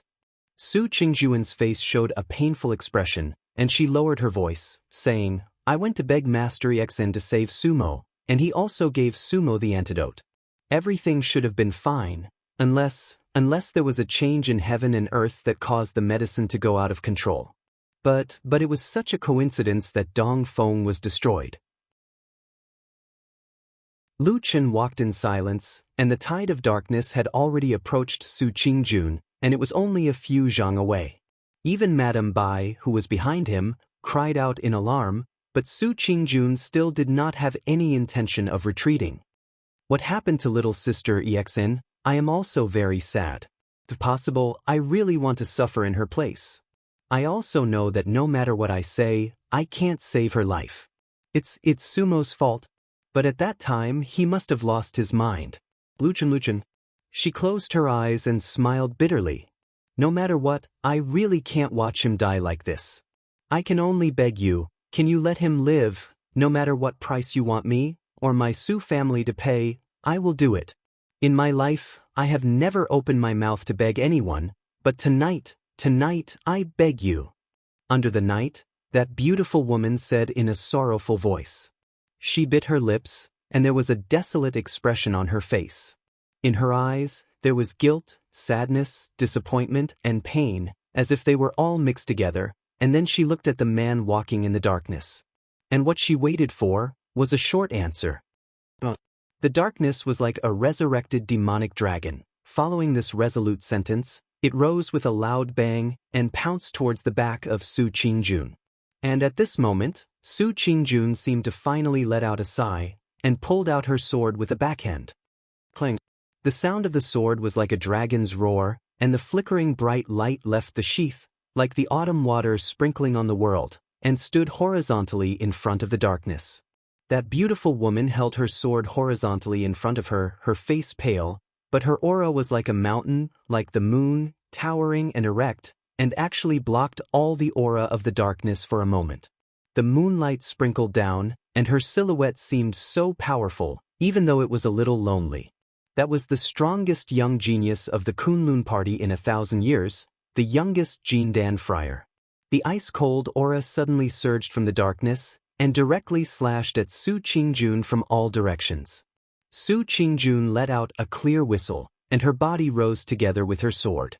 Instead of retreating, she advanced and directly stabbed her sword into the depths of the darkness. There was an angry roar in the raging dark tide, and the darkness behind her surrounded Su Qingjun's figure. The three people of the Su family turned pale with fright, but after a moment, they only heard the whistling sound of the sword, and a sword ray that was as bright as lightning crisscrossed in the dark aura, as if it was not restricted at all. Their faces immediately revealed a look of joy, but in the blink of an eye, the dark tide rose again and completely submerged the sword ray. The darkness rolled like boiling, and outsiders could not feel what was happening inside at all. They could only see that the wind was as sharp as a knife, and it was obvious that in this short period of time, the battle in the dark tide had become extremely intense. Suddenly, someone in the dark tide let out a muffled groan, and then a figure shot up into the night sky like lightning. It was Su Qingjun. Below, the dark aura flashed, and the figure of Lu Qin appeared. His face was covered in dark aura, and there were several wounds on his body, and blood was faintly flowing out. Su Tianhe and Madame Bai were overjoyed, but when they raised their heads and saw Su Qingjun, their smiles froze again. Their daughter was floating in midair, her face pale. She held a sword in one hand, and the other hand was hanging by her side, as if she could not lift it up. This evildoer's cultivation was actually so strong. Why have I not heard of it before?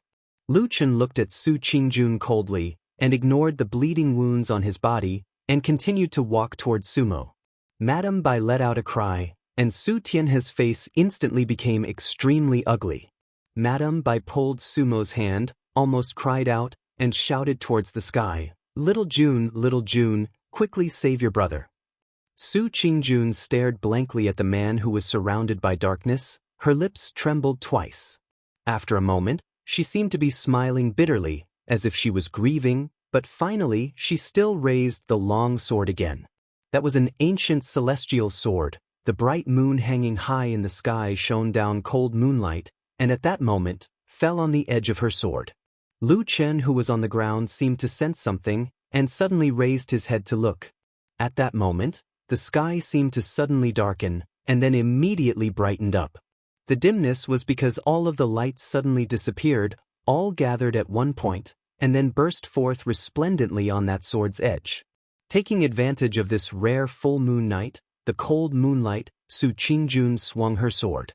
The elegance of that sword covered the time of heaven and earth. Even the moonlight that filled the sky seemed to follow, turning into sword light, free and easy, falling into the human world, like a lover's last beautiful smile, stretching out a gentle palm, making that last entanglement. Moonlight slash. In the moonlight, cut off all the dust, feelings, life's sufferings, sorrow and loneliness, the entanglement of the past 3 lives. Who was the one who was sad? The loneliness of the light, like the reflection of this life, cut through the darkness, seeing his dark eyes. The black fire roared, rushed up, collided fiercely with the flickering sword light. A loud bang, sand and stones flew, the walls around the entire courtyard collapsed. A moment later, the sword radiance abruptly flourished with unstoppable momentum. It cut through all the black gas and rushed down. Lu Chen dodged to the side and grabbed the blade with his left hand. In an instant, The sharp sword radiance pierced through his palm and arm, leaving a dozen gashes. Light burst out and blood spurted out. He seemed to be completely unaware of it as he expressionlessly extended his other right hand and swatted at Su Qingjun. Su Qingjun was in midair, her bright eyes bright. The sword in her hand changed, the sword light whistled. In an instant it directly pierced through Lu Chen's left arm and came out. Lu Chen let out a muffled groan, his face finally contorting. At that moment, the sword light was aimed at his heart, but before it pierced, his right palm also carried a sky full of cold wind, the black tide, whistling. In the time it took for a spark to fly off a flint, they were so close that their eyes finally met for a moment. It was a deep, deep gaze. Lu Chen lowered his body. Pooh! The long sword pierced through flesh from the other side of Lu Chen's shoulder, brought out a cloud of blood, and a ball of black fire danced wildly on Lu Chen's right palm, heavily imprinted on Su Qingjun's chest. A mournful whistling sound, Su Qingjun's entire body flipped and flew out, and then with a ping sound she fell on the ground a zhang away. Her body trembled a few times. With a sound she spat out a large mouthful of blood. At the same time at her chest, the black flame instantly burned into her fair skin and flesh, like the grin of an evil spirit. From then on it lingered. In the tide of darkness, Lu Chen staggered a few steps forward, looked as if he almost fell, but in the end he still held on. But his situation was obviously also very bad. His left hand and shoulder were pierced together by the same sword, forming a ghastly and terrifying appearance. His lips moved, as if he was laughing at himself, then he glanced at Su Qingjun. Just at that time, that girl was also weakly looking at him from the pool of blood. Neither of them said anything. Lu Chen stretched out his right hand, grabbed the hilt of that ancient sword, and then with a "thu" sound he pulled it out. The long sword was clear, and for some reason, seemed not to be stained with blood, only a few beads of blood, slowly dripping from the tip of the sword. Lu Chen took a deep breath, casually threw the ancient sword on the ground, and then continued to walk forward. In front of the courtyard, Sumo seemed to suddenly wake up at this moment, suddenly shouting. For some reason, after coming down from the Kunlun mountain, he seemed to be especially afraid. At this moment when he saw Lu Chen, it was as if he had seen a ghost. His entire body trembled violently, and he couldn't even speak. Su Tianhe and Madame Bai firmly blocked in front of Sumo, ready to fight to the death, as if they were unwilling to give up their child no matter what. But Lu Chen's eyes didn't seem to care about this. The cold and powerful black flame once again ignited, and was about to sweep over. Suddenly, from behind him, came a woman's desperate cry, slightly trembling and crying, "Don't kill my father and mother." Lu Chen's outstretched hand froze in midair. The moonlight fell on his face, only indifference. His hand continued to wave out, a black current surged out, incomparably powerful hit Su Tianhe and Madame Bai, and then in front of him, only Sumo was left. Sumo's whole body trembled, both legs trembled, and his face was full of fear, as if he was extremely afraid, suddenly shouting, don't kill me, I am." Before he could finish speaking, his voice suddenly stopped. A black dagger suddenly appeared from the darkness, and with a trace of cruelty, it directly cut through his throat, causing blood to spurt into the air. Next to him, Madame Bai was just about to rush over like a madman. When she saw this terrifying scene, her whole person was instantly stunned. Then she screamed at the top of her lungs, and then her eyes rolled back, directly fainting on the ground. Farther away on the ground, Su Qingjun was also stunned. She stared blankly at Sumo's body slowly falling in the splatter of blood. Her whole person's whole face was ashen. After a moment, she spurted out another mouthful of blood. Lu Chen grabbed Sumo's fallen body, stared at his eyes that were about to lose their spirit, and said coldly, "This is for Yexin." With that said, the black short sword made a whistling sound again, stabbing Sumo's chest 5 times in a row, with blood spurting out from each stab. Finally, his hand raised the knife, chopped off the head, and threw it to the ground. Then he turned around and walked out. When passing by Su Qingjun, his footsteps slightly slowed, and then he immediately strode away. Finally, darkness, fell on this courtyard again, leaving only a sea of blood. Old Ma stood at the gate, watching Lu Chen slowly walk out, covered in blood, looking at his deformed, abnormally terrifying left hand, and the bloodstains all over his body, he could not help but sigh bitterly and said bitterly, "Is it really worth it for you to do this?" Lu Chen was silent, slowly walked past him, and came to the dark long street. Exen was still lying there, serene and calm. He slowly knelt down beside Exen, blood dripping from his body. His whole person looked like a twisted evil spirit and demon. But when he looked at Exen, his eyes were gentle, like the naive days of his youth. "It's all right," he said softly to Exen. "I have done what should be done." Exen was quiet and did not speak. Old Ma showed a bit of pity on his face, and just as he was about to go up and persuade him, his whole body suddenly trembled, and he abruptly looked up into the distance. In the vast and majestic Jianghu city, in the vast wilderness under the moonlight, countless black shadows were attracted by the tide of darkness. They were like gloomy ghosts filled with hatred. And at the top of Mount Kunlun, countless sword lights soared into the sky. They were as bright and dazzling as the rising sun. They flew toward Jianghu city, and in the blink of an eye, the lights and shadows crisscrossed in front of them, surrounding Jianghu city. The moonlight was bleak, and the night was boundless. Old Ma's expression was miserable, and he said to Lu Chen, "What should we do? What should we do?" Lu Chen stood up, looked at the demons and monsters in the distant city, and in the countless dark corners, and suddenly smiled. That smile was as gentle as it had been in the past 10 years, as if it was the original intention of the earliest youth, fearless. He pushed Old Ma away, laughed heartily, and walked forward, towards the long street. Darkness whistled around him, and the moonlight followed his figure, the darkest shadow in the world, rushing forward with large strides, rushing into the seemingly endless darkness. Penetrating the Iron Army, until death, a man is a youth. Chapter 243. On the night of the full moon, the famous Kunlun party of the West Continent suddenly experienced a great change. The forbidden Ling Mountain was destroyed, and there was a strange phenomenon in the sky that shook the world. Another evildoer was born and brought disaster to the world. It was said to be an ancient evil creature. However, the Kunlun party was a famous sect with profound strength. They fought bravely and finally eliminated the evil creature, maintaining peace. Unfortunately, the sect elder Hakushin Jinkuin was attacked by the evil creature. Although he suppressed and killed countless evil creatures, he unfortunately became an immortal. The sect leader, Immortal Idol Month, was seriously injured and was forced to retreat to heal. Under the leadership of the sect leader, the head of the Heavenly Soldier Hall, Dukan Jinren, and other Yuanying immortals fought against the evil creature. Many people died and were injured. The battle was tragic. They also hated the evildoers of the devil cult who took advantage of the people's precarious situation to create chaos in Jianghu city. They used the evil technique, black fire filled the sky, and countless winged demons bewitched the common people and slaughtered living creatures. Kunlun Pai dispatched elite disciples down the mountain to defeat the remaining evildoers of the devil cult. The bloody battle lasted the whole night.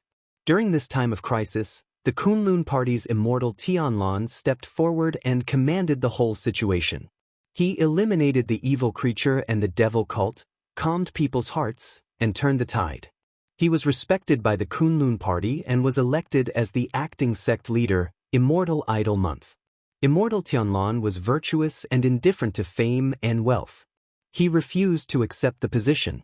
People tried to persuade him but to no avail, so they elected the head of the Baichao Tang, Immortal Qian Deng, as the acting sect leader. The Kunlun sect united against a common enemy and sent out their elites to fight the devil cult of the three realms at the foot of the Kunlun mountain. In the end, they defeated the evildoers and killed countless devil cult's demons. It was called the Change of the Full Moon. The cold and crazy sword light and countless strange lights flashed inside and outside Jianghu city for a whole night. Countless people's blood stained the yellow soil. Since the battle in the Barren Valley in the Lost Land 10 years ago, there had not been such a large-scale battle between good and evil. The scene was tragic and bloody. The great battle lasted until daybreak before it slowly stopped. the devil cult's demons gradually retreated. The black fire produced by the strange sorcery in Jianghu City was also nowhere to be seen. It seemed like it had escaped outside the city. On one hand, the Kunlun party settled the people's hearts in the city. On the other hand, they sent people to pursue and suppress the devil cult's demons. They also sent people to the mountain to report to the acting sect leader Qian Dengzhenren. They sent their elite fighters to pursue and suppress the devil cult's demons, especially the black fire demons. Thereupon, the Kunlun cultivators searched all over Jianghu.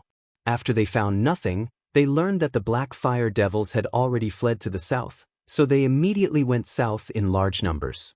Along the way, they encountered many devil cult devils. Both sides fought bloody battles again and again, resulting in heavy casualties.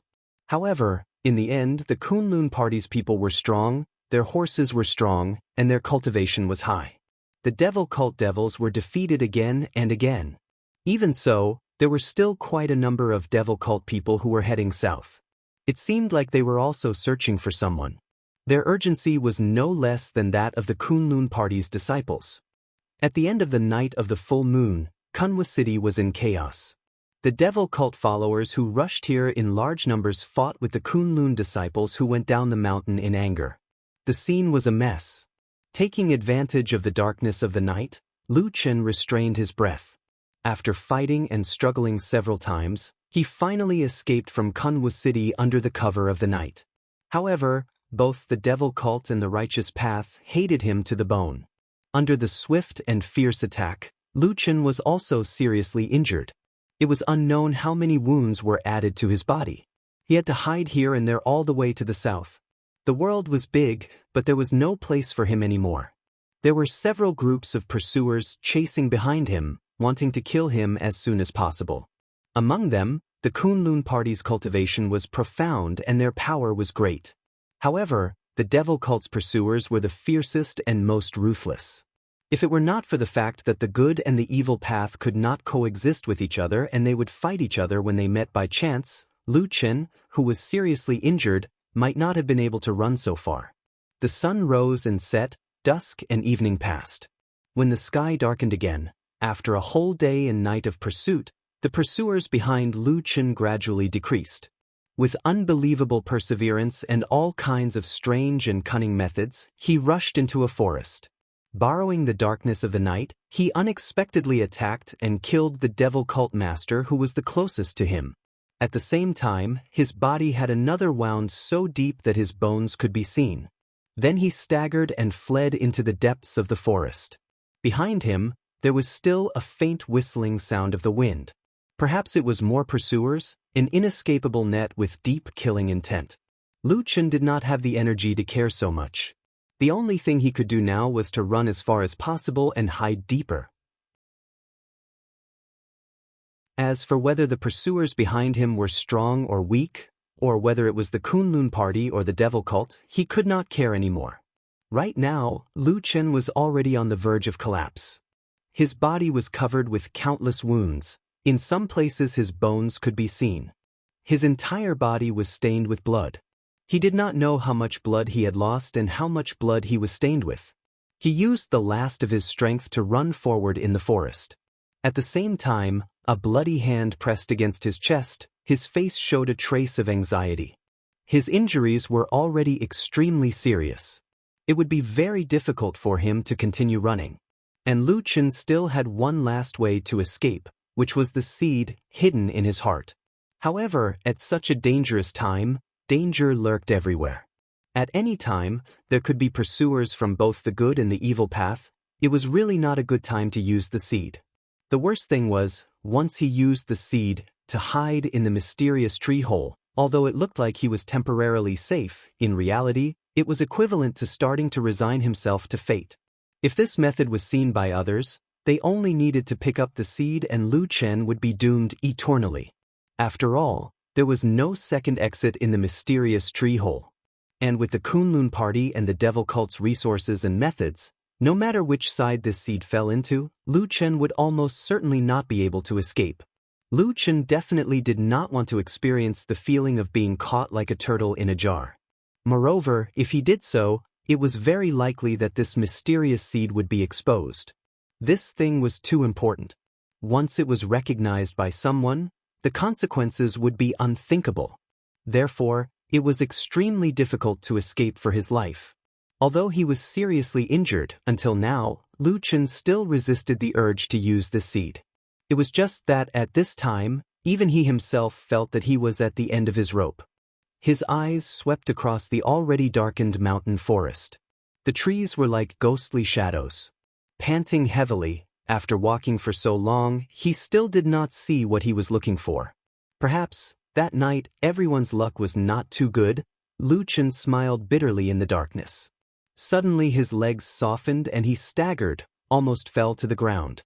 He supported himself on a thick tree trunk and panted for a moment. The hand covering his chest seemed to tighten, but in the end he clenched his teeth and endured it. After looking around, he continued to run forward.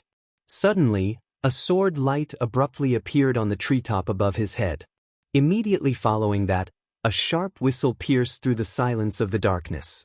Like a bolt of lightning, the dazzling brilliance made one speechless. Wherever the sword light passed, the trees split and branches snapped. Leaves flew chaotically. It could be said that its power was unparalleled. Lu Chen gave a low roar. He leapt into the thicket beside him. Right now, he had no more strength to use any kind of resistance. And looking at the power of the sword light, the person's cultivation was not weak. The sword light pierced downwards, but Lu Chen's figure was like a shadow, dodging the attack by a hair's breadth and falling into the dark thicket at the side. Someone in the sword light coldly snorted with some disdain and contempt. The sword light turned, and the sword light was incomparably sharp. It was like an unstoppable wheel of light directly swept across, instantly breaking a row of trees. With a loud crash, the trees fell and grass flew. It was a spectacular scene. But under such power, the darkness did not seem to be moved. It was still silent.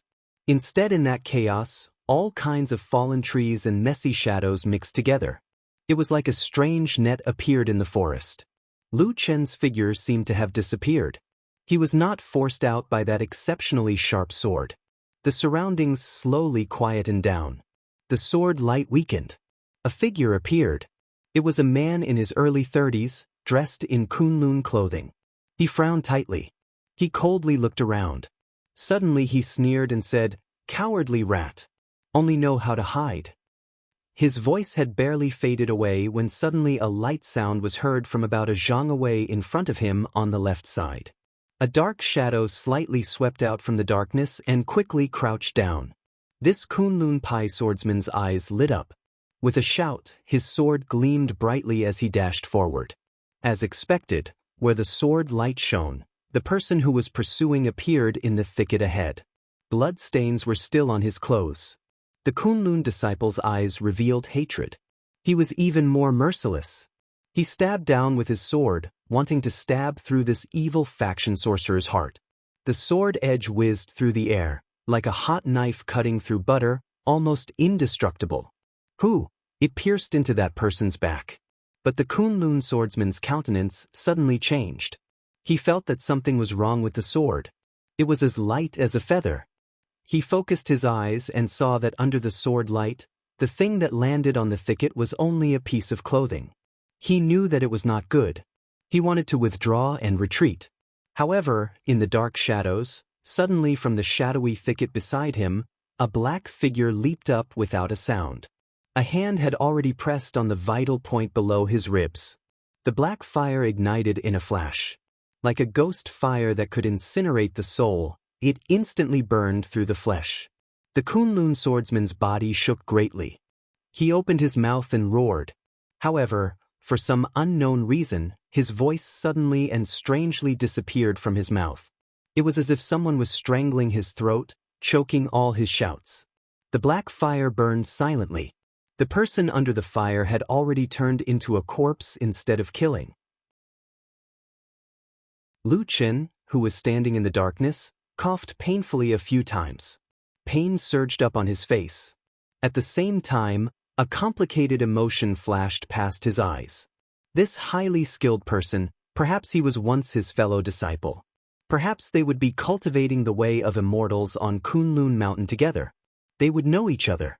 But on this night, they had become mortal enemies. This life's fate, who could say it clearly? He gritted his teeth and gasped for breath. That simple fight just now had almost exhausted the last of his strength, but he still struggled to move forward. But at this moment, his body suddenly shook. In the dense forest ahead, a faint light suddenly shone. It coldly floated towards him. The murderous aura was cold and sharp. Like an avalanche, it filled this dark night and completely surrounded his figure.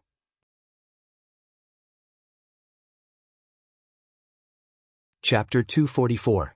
The dense forest was still somewhat damp. Most likely the earliest storm last night had ravaged this part of the forest. Everywhere was wet. Behind him, the already dead Kunlun disciple was lying in the dirty water. The air began to fill with a strong smell of blood, but it did not come from a dead body. That dim light in the depths of the forest seemed to be slowly approaching. Because the sky was dark, the forest was too dark, and there were many trees blocking the view, so Lu Chen could not see clearly what it was. He could only vaguely see that it was a huge monster, but it did not look like a human, so most likely it was a demon beast. Lu Chen's heart sank. He suddenly thought that during this escape, especially after entering this part of the forest, he did not see a single demon beast. This was obviously not right. And from the sharp breath coming from the front, he was afraid that the demon beast that suddenly appeared was not a good one. Bloodthirsty and violent was unavoidable. Encountering this kind of thing, the best way was of course not to take it head-on, not to mention that Lu Chen's current situation was not much different from a lamp that had run out of oil. He was just short of collapsing with one touch. To be honest, with his experience these few days, not to mention ordinary people, even if it was a normal cultivator, not many people would be able to withstand it. Lu Chen tried his best to calm his breathing, and then began to slowly retreat. In the process of retreating, he did not even dare to turn his back to the dim light in the dense forest, because his past experience had long made him know that if he still showed his back when encountering a powerful demon beast, it was equivalent to shouting to the demon beast to quickly come and eat him. It was just that in these few days, his luck seemed to be extremely bad. He had only retreated 3 or 4 steps when suddenly a gust of cold wind came from the forest behind him. Lu Chen's expression changed. He looked back and saw that in the forest, 2 figures slowly appeared. Both were dressed in black from head to toe. Their faces were covered with a black cloth. One was holding a long sword, the other was holding a strange weapon like a flying ring. Looking at their attire, coupled with their undisguised murderous aura, as well as the deep-seated hatred in their eyes, it was 100 times stronger than the Kunlun disciple. They were obviously from the 3 Realms demonic sect. Lu Chen sighed. After hesitating for a moment, he still slowly turned around, facing the 2 demonic sect disciples, giving his back to the mysterious demon beast in the forest. Sometimes, humans were actually much more terrifying than demon beasts. Traitor!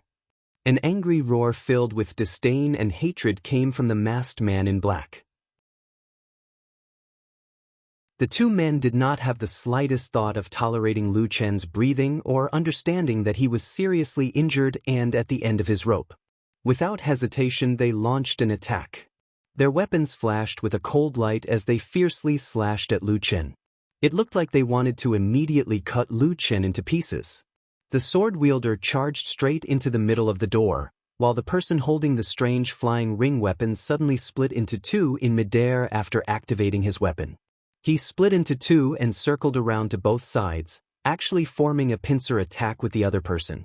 The killing situation was set in an instant. Without the slightest thought of tolerating Lu Chen's mercy, Lu Chen's breathing became heavier, his eyes cold, suddenly the veins on his neck bulged, his entire body looked as if it was about to collapse in the wind. Without knowing where the strength came from, he suddenly shot forward, completely disregarding the 2 flying rings flashing with cold light behind him, directly pouncing towards the sword-wielding man in black.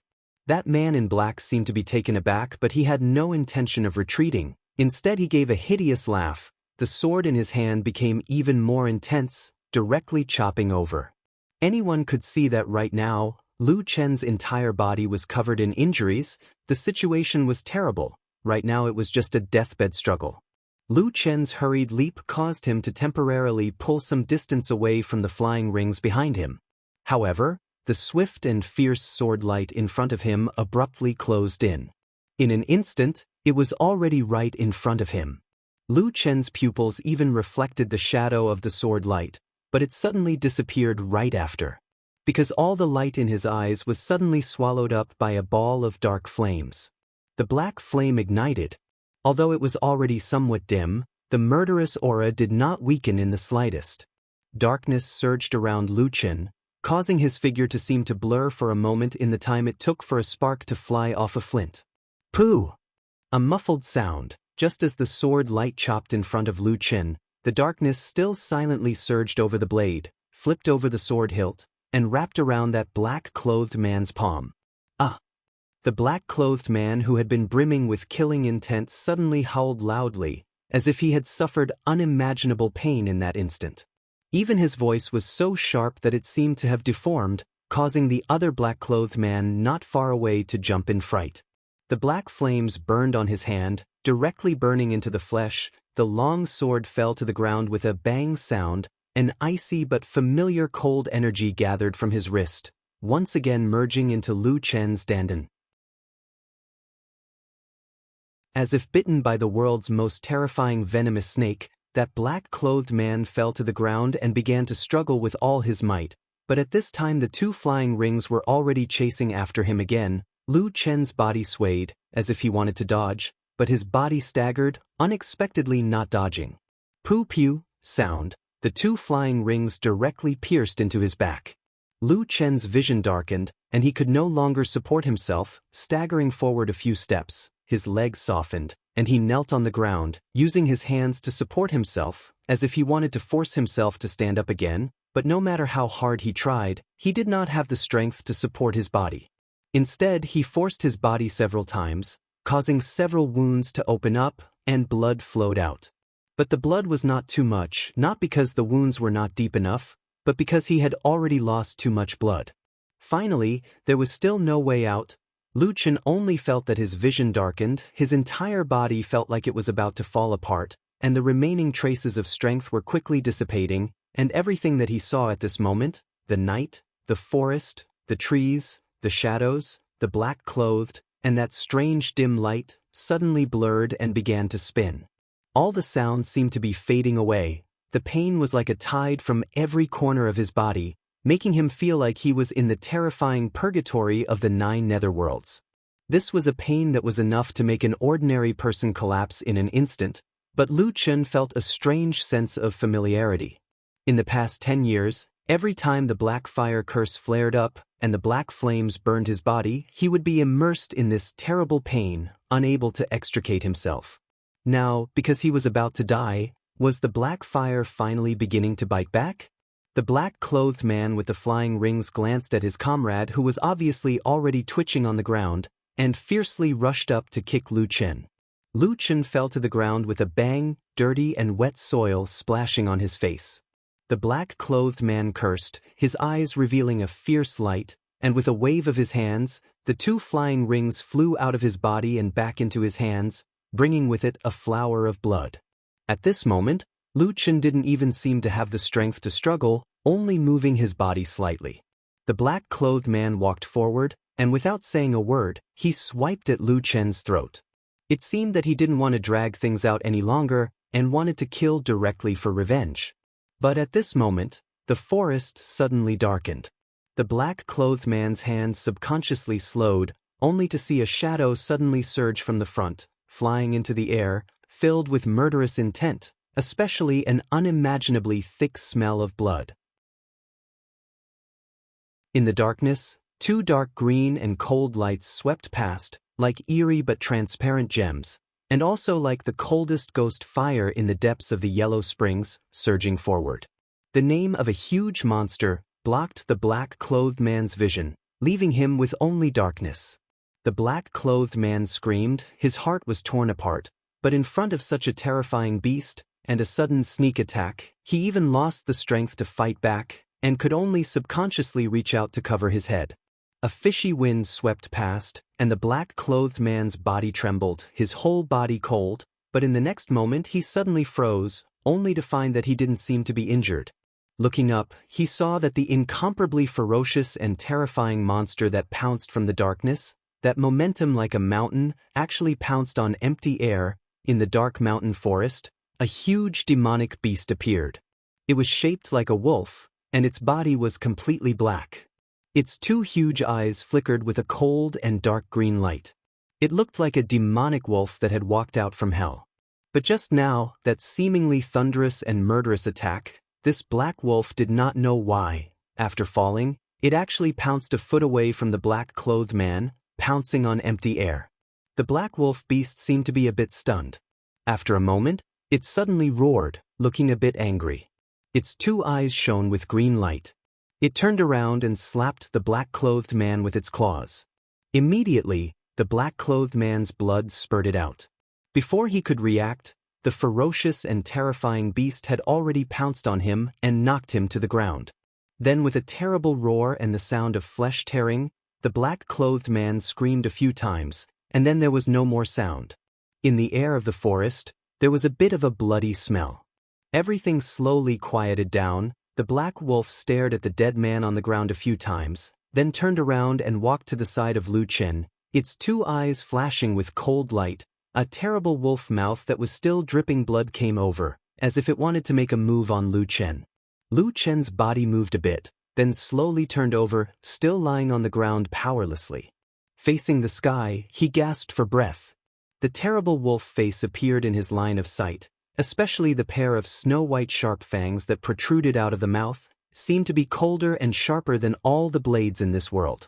Lu Chen quietly looked at this black wolf, suddenly laughed. His laughter was not loud. When he laughed, it also seemed to be very painful, but in his laughter, there was a trace of warmth and gratification, mixed with a little pain. It was like in this dark and cold night, he finally came into contact with a trace of warm light. Lu Chen coughed with a trace of pain, but he smiled at this fierce monster and said, "Hey, stupid dog, I saw your stupid look just now." Po! The black wolf monster roared, bared its teeth, and its hair stood up. It seemed to be instantly enraged, wanting to bite this man's throat in one bite.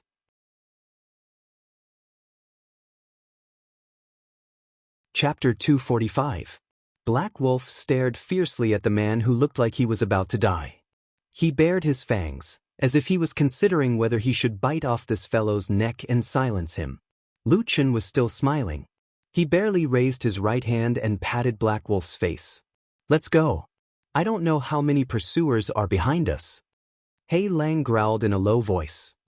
He still looked a little dissatisfied, but his eyes quickly softened.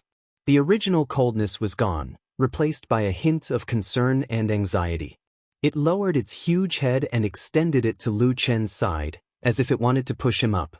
However, Lu Chen struggled twice but was still unable to get up. Seeing that Lu Chen seemed to be at the end of his rope, Black Wolf panicked. He whimpered and used his head to gently nudge Lu Chen's body. Then he lay down beside him, probably urging him to climb onto his back. Lu Chen lay sprawled on the ground, panting heavily. His face was frighteningly pale. He looked like an exhausted dead dog. Black Wolf waited for a while. Seeing that Lu Chen was still motionless, he could not help but let out a low growl. After hesitating for a moment, Black Dragon suddenly stood up and bit towards Lu Chen. He bit the upper part of Lu Chen's arm and suddenly flung it. With a whoosh, a huge force came over. Lu Chen's entire body was involuntarily flung up. At the same time, several wounds on his body burst open again, causing Lu Chen to let out a muffled groan. The muscles on his face twisted, and in the next moment his entire body was lying on Black Wolf's broad back. The soft but tough black fur carried a trace of warmth. In this cold night, there was a reassuring warmth. Black Wolf looked back at him as if he was worried. Lu Chen panted for a moment. Even though there was blood at the corner of his mouth, he still laughed softly and said, "Well done. You can go now."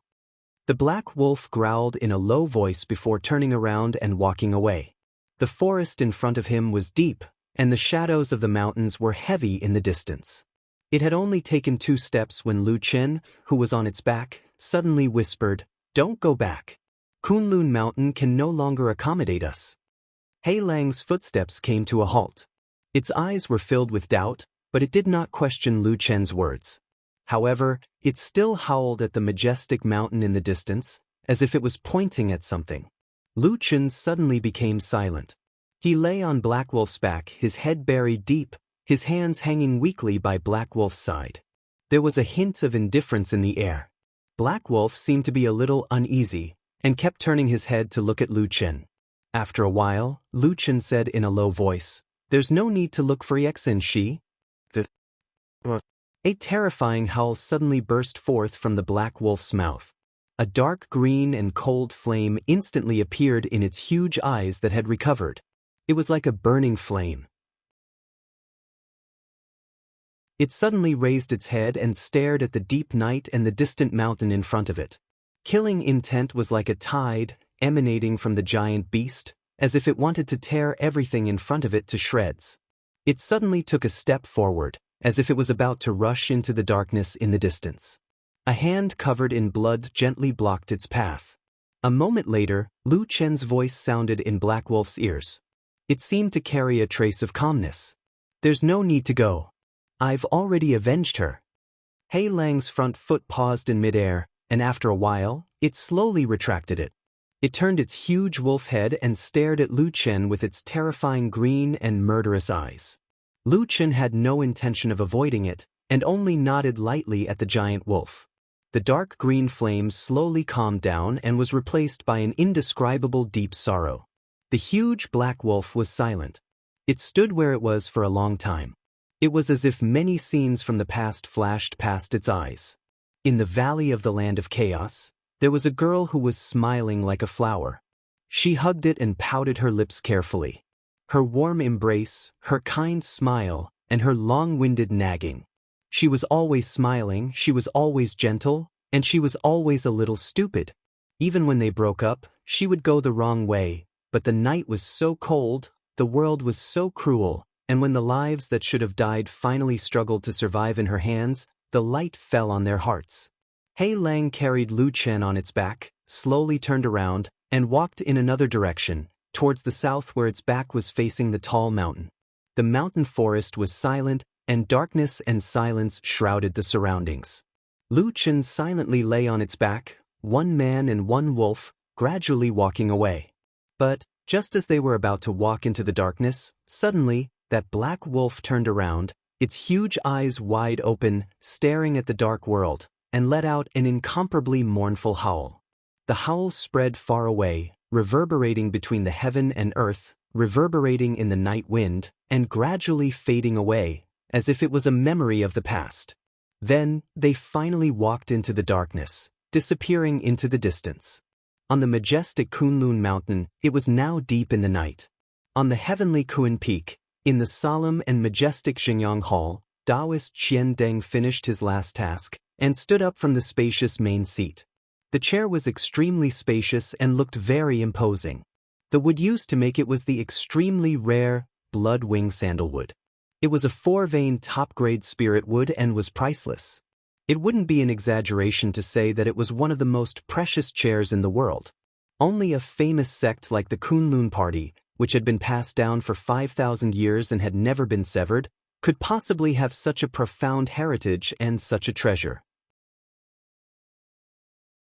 As the highly respected Yuanying spiritual master of the Kunlun Party, Taoist Qian Deng naturally knew the origin of this blood-wing sandalwood throne, and also knew that in the long years of the past, only the spiritual masters of the Kunlun Party had the qualifications to sit on this chair. He had wanted to sit on this chair for a very, very long time. But today, when he really sat on it, he didn't feel particularly comfortable. The chair seemed a bit too hard. Although the blood-wing sandalwood was a top-grade spiritual wood, and could nourish spiritual power and calm the mind, this kind of spiritual wood naturally carried a different kind of strange smell. It wasn't a fishy smell, but a very strange smell. Some people liked it, and some people hated it. Taoist Qian Deng didn't like the smell, so he didn't like this chair either. But he liked the feeling of sitting on this chair very much. So when he stood up, he couldn't help but gently stroke the armrest next to him. He then revealed a satisfied smile, turned around, and walked into the rear hall of Jianghu Hall. Although the night was dark, the side hall behind Jianghu Hall was still brightly lit.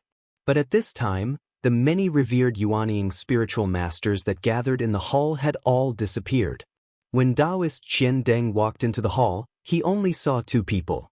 One was the bald fatty true Lord Tianlun, who was sitting in the seat of honor, and the other was Zhuo Xian, who was standing respectfully to his side.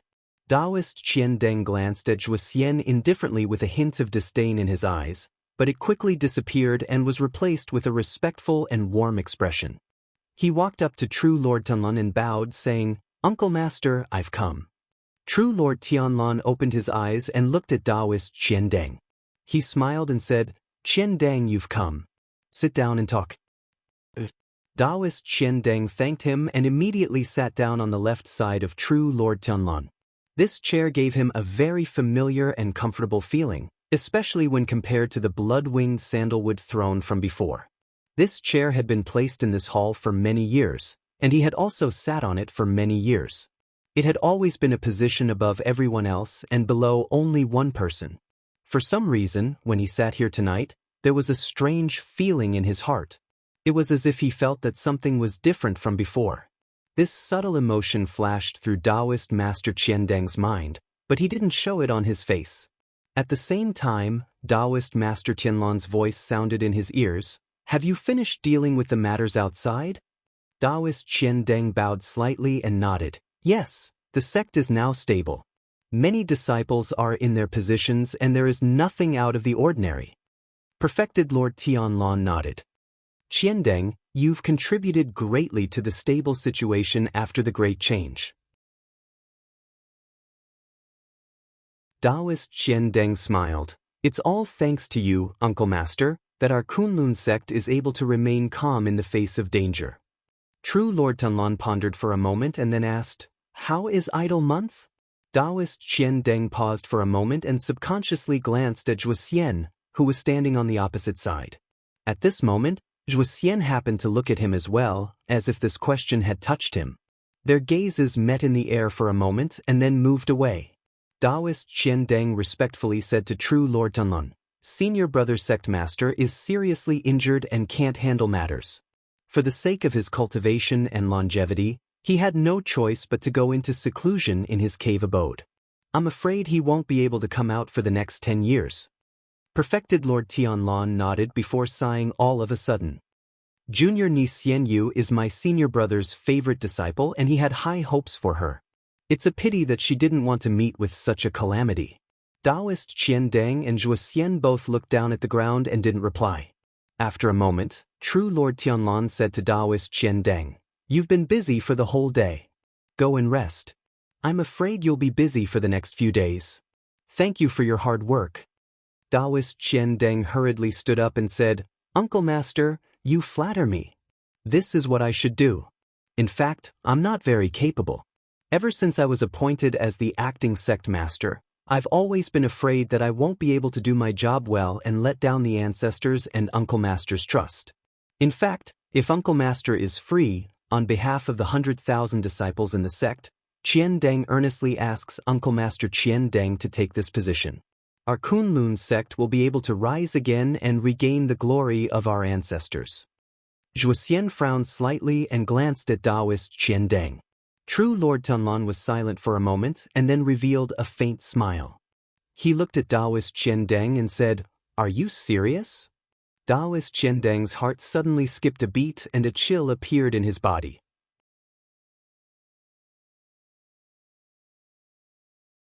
Chapter 246.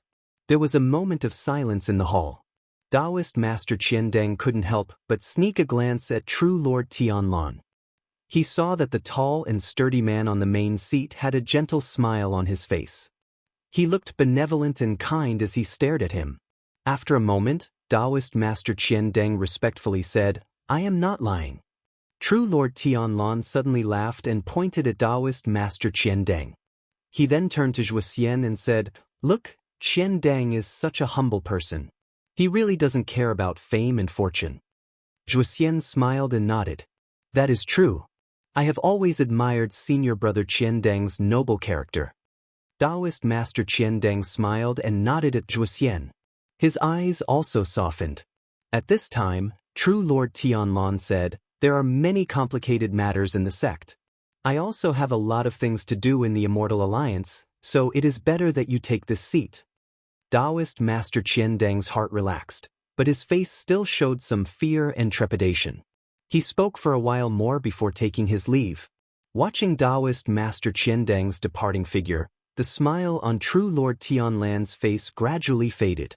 When the figure of the current acting sect master of the Kunlun party disappeared from his sight, True Lord Tianlan's face was already indifferent and calm. It was quiet in the side hall. Zhuxian stood silently at the side, his eyes looking at his nose looking at his heart. After an unknown amount of time, no one spoke in the hall. Zhuxian's body didn't move at all, but a faint trace of cold sweat seeped out of his forehead. Just when the sudden cold atmosphere was about to suffocate everyone, Perfected Lord Tunlun, who was sitting on the main seat, broke the silence and said, "Xianyue is your senior brother. Aren't you going to see him?" When Zhuxian heard this person's voice, he let out a breath with great difficulty. However, after hearing these words, his relaxed heart instantly tightened again. He didn't dare to have the slightest hesitation and said, "I didn't go to see him. Senior brother Xian, you didn't see the big picture and didn't judge people well. There have long been complaints in the sect. Now that he's in seclusion to recuperate, Martial Uncle is showing him mercy.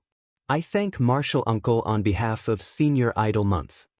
Perfected Lord Tianlan's expression was indifferent, as though he didn't react to Zhuxian's flattery. Instead, after pondering for a moment, he suddenly thought of something and said to Zhuxian, "I remember that senior brother Bai Chen just took in a new final disciple a few days ago. She's a girl in her early teens and is extremely talented. Her name is White Lotus. Where is she now?" Zhuxian's heart skipped a beat. He hurriedly bowed and replied, "Reporting to Martial Uncle, junior sister is young and playful. On the night of the full moon, she went down the winter peak by herself. I haven't seen her since then." Perfected Lord Tianlan frowned slightly before saying to Zhuxian, "Senior brother Bai Chen has just passed away. How can his disciples not observe mourning in front of his coffin? Go find her and bring her back. Don't let senior brother's disciple wander outside the Kunlun party." Zhuxian took a deep breath and felt his body turn slightly cold. However, he still replied respectfully, "Yes, I understand. I'll definitely bring her back." Perfected Lord Tianlan turned his gaze and stared at Zhuxian for a moment before nodding. His expression eased up a little, as though he was about to say something. However, at that moment, there was a series of footsteps outside the side hall, followed by a clear voice. "Disciple He seeks an audience with Perfected Lord." Perfected Lord Tianlan glanced outside the door before nodding at Zhuxian. Zhuxian bowed and retreated. After walking to the door, he saw He standing a few feet away from the door, waiting patiently. Zhuxian revealed a smile and nodded at He. He returned the smile and said, "Greetings, Uncle Master Zhua." Zhuxian said, "Go in. Uncle Master Tianlan is inside." After saying that, the two of them brushed past each other. He took a deep breath, then strode forward and walked in with steady steps. Disciple He greets Perfected Lord. He's voice seemed to be particularly steady and powerful, echoing in this secluded hall. Perfected Lord Tianlan glanced at him with a faint smile on his face. "You're here. Sit down and talk." "Thank you, Perfected Lord." He sat down next to him with a respectful expression. Perfected Lord Tianlan said, "You did very well this time. I'm very satisfied." He hurriedly stood up to express his gratitude. However, his expression still seemed a little unnatural at this time, probably because he thought of what he had done. Tianlan waved his hand to indicate that he didn't need to be so polite. After a moment of silence, he took a step forward and said, "Perfected Lord, disciple came here today to report something to you. I've just come back from Kunwa City. Since last night, when we found many demons from the devil cult, our Kunlun disciples had a fierce battle with them. Now, it can be said that we have a complete victory."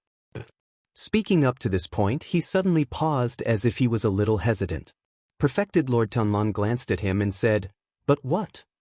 He hesitated for a moment and said, "But I heard that yesterday in Kunwa City, a demon from the devil cult with a strange black fire attacked the Su family and killed many people, including the beloved son of the Su family's master, Sumo. He also injured junior martial sister Su Qingjun." Perfected Lord Tianlan's expression was still indifferent. It was impossible to tell whether he was happy or angry. He just said calmly, "It seems that this demon isn't weak." He said, "That's right." After an investigation, it was found that he was a spy who sneaked into our Kunlun sect. He was a part-time disciple called Lu Qin. Perfected Lord Tianlan's eyes flashed and he said, "This person is so cunning." He nodded and said, "That's right. We chased after this person, but he is sinister and cunning. We don't know how he escaped from Kunwa City, but he also injured several of our disciples along the way. Now, according to the last news we received, he has probably escaped to the south." "The south?" Perfected Lord Tianlan murmured. A moment later, he said, "Could it be that he escaped to the disorienting land?" He said, "That should be it. The disorienting land is the most chaotic place in the world. It's dangerous and unpredictable. Throughout history, there have been countless desperados and ferocious villains who have fled there when they have nowhere else to go. At the same time, there are also many remnants of the devil cult there. Presumably, that thief also went there." Perfected Lord Tianlan was silent for a moment and said, "I heard that there were many demons from the devil cult inside and outside Kunwa City last night. Why did you only pay attention to this person?" He said with emotion, "Perfected Lord, this person has been lurking in our Kunlun sect for a long time and has done countless evil deeds in secret. Now, he has even killed and injured our disciples, which can be said to be a heinous crime. Disciple is untalented, but I'm willing to personally go to the disorienting land to kill this person and take his life to comfort the souls of our fellow disciples who have sacrificed themselves." A sharp light flashed across Perfected Lord Tianlan's eyes. The light at that moment seemed especially dazzling and almost as sharp as a knife. However, he just finished speaking and was lowering his head, so he didn't see this fleeting scene. Perfected Lord Tianlan didn't speak right away. Instead, he pondered for a moment and said with a calm expression, "I didn't expect you to be so courageous. It's rare in the sect. But I have a feeling that you probably have something to say to me, right?" Suddenly, he bent his knees and knelt down in front of Perfected Lord Tianlan. He kowtowed and said in a deep voice, "Perfected Lord, please forgive me. I have an audacious and presumptuous request. Please allow me to state it, Perfected Lord." Perfected Lord Tianlan said indifferently, "Speak." He didn't raise his head and was still kneeling on the ground. With his head touching the cold ground, he said, "Disciple is speaking nonsense. I sincerely hope that Perfected Lord will be merciful and accept he as your disciple." Perfected Lord Tianlan's eyes narrowed slightly. After a while, he slowly stood up with his hands behind his back. He didn't reprimand he who was kneeling on the ground and didn't dare to raise his head, nor did he ask him to get up in a pleasant manner. He merely paced back and forth on the spot in silence. He's body didn't move at all. At this moment, no one knew what he was thinking.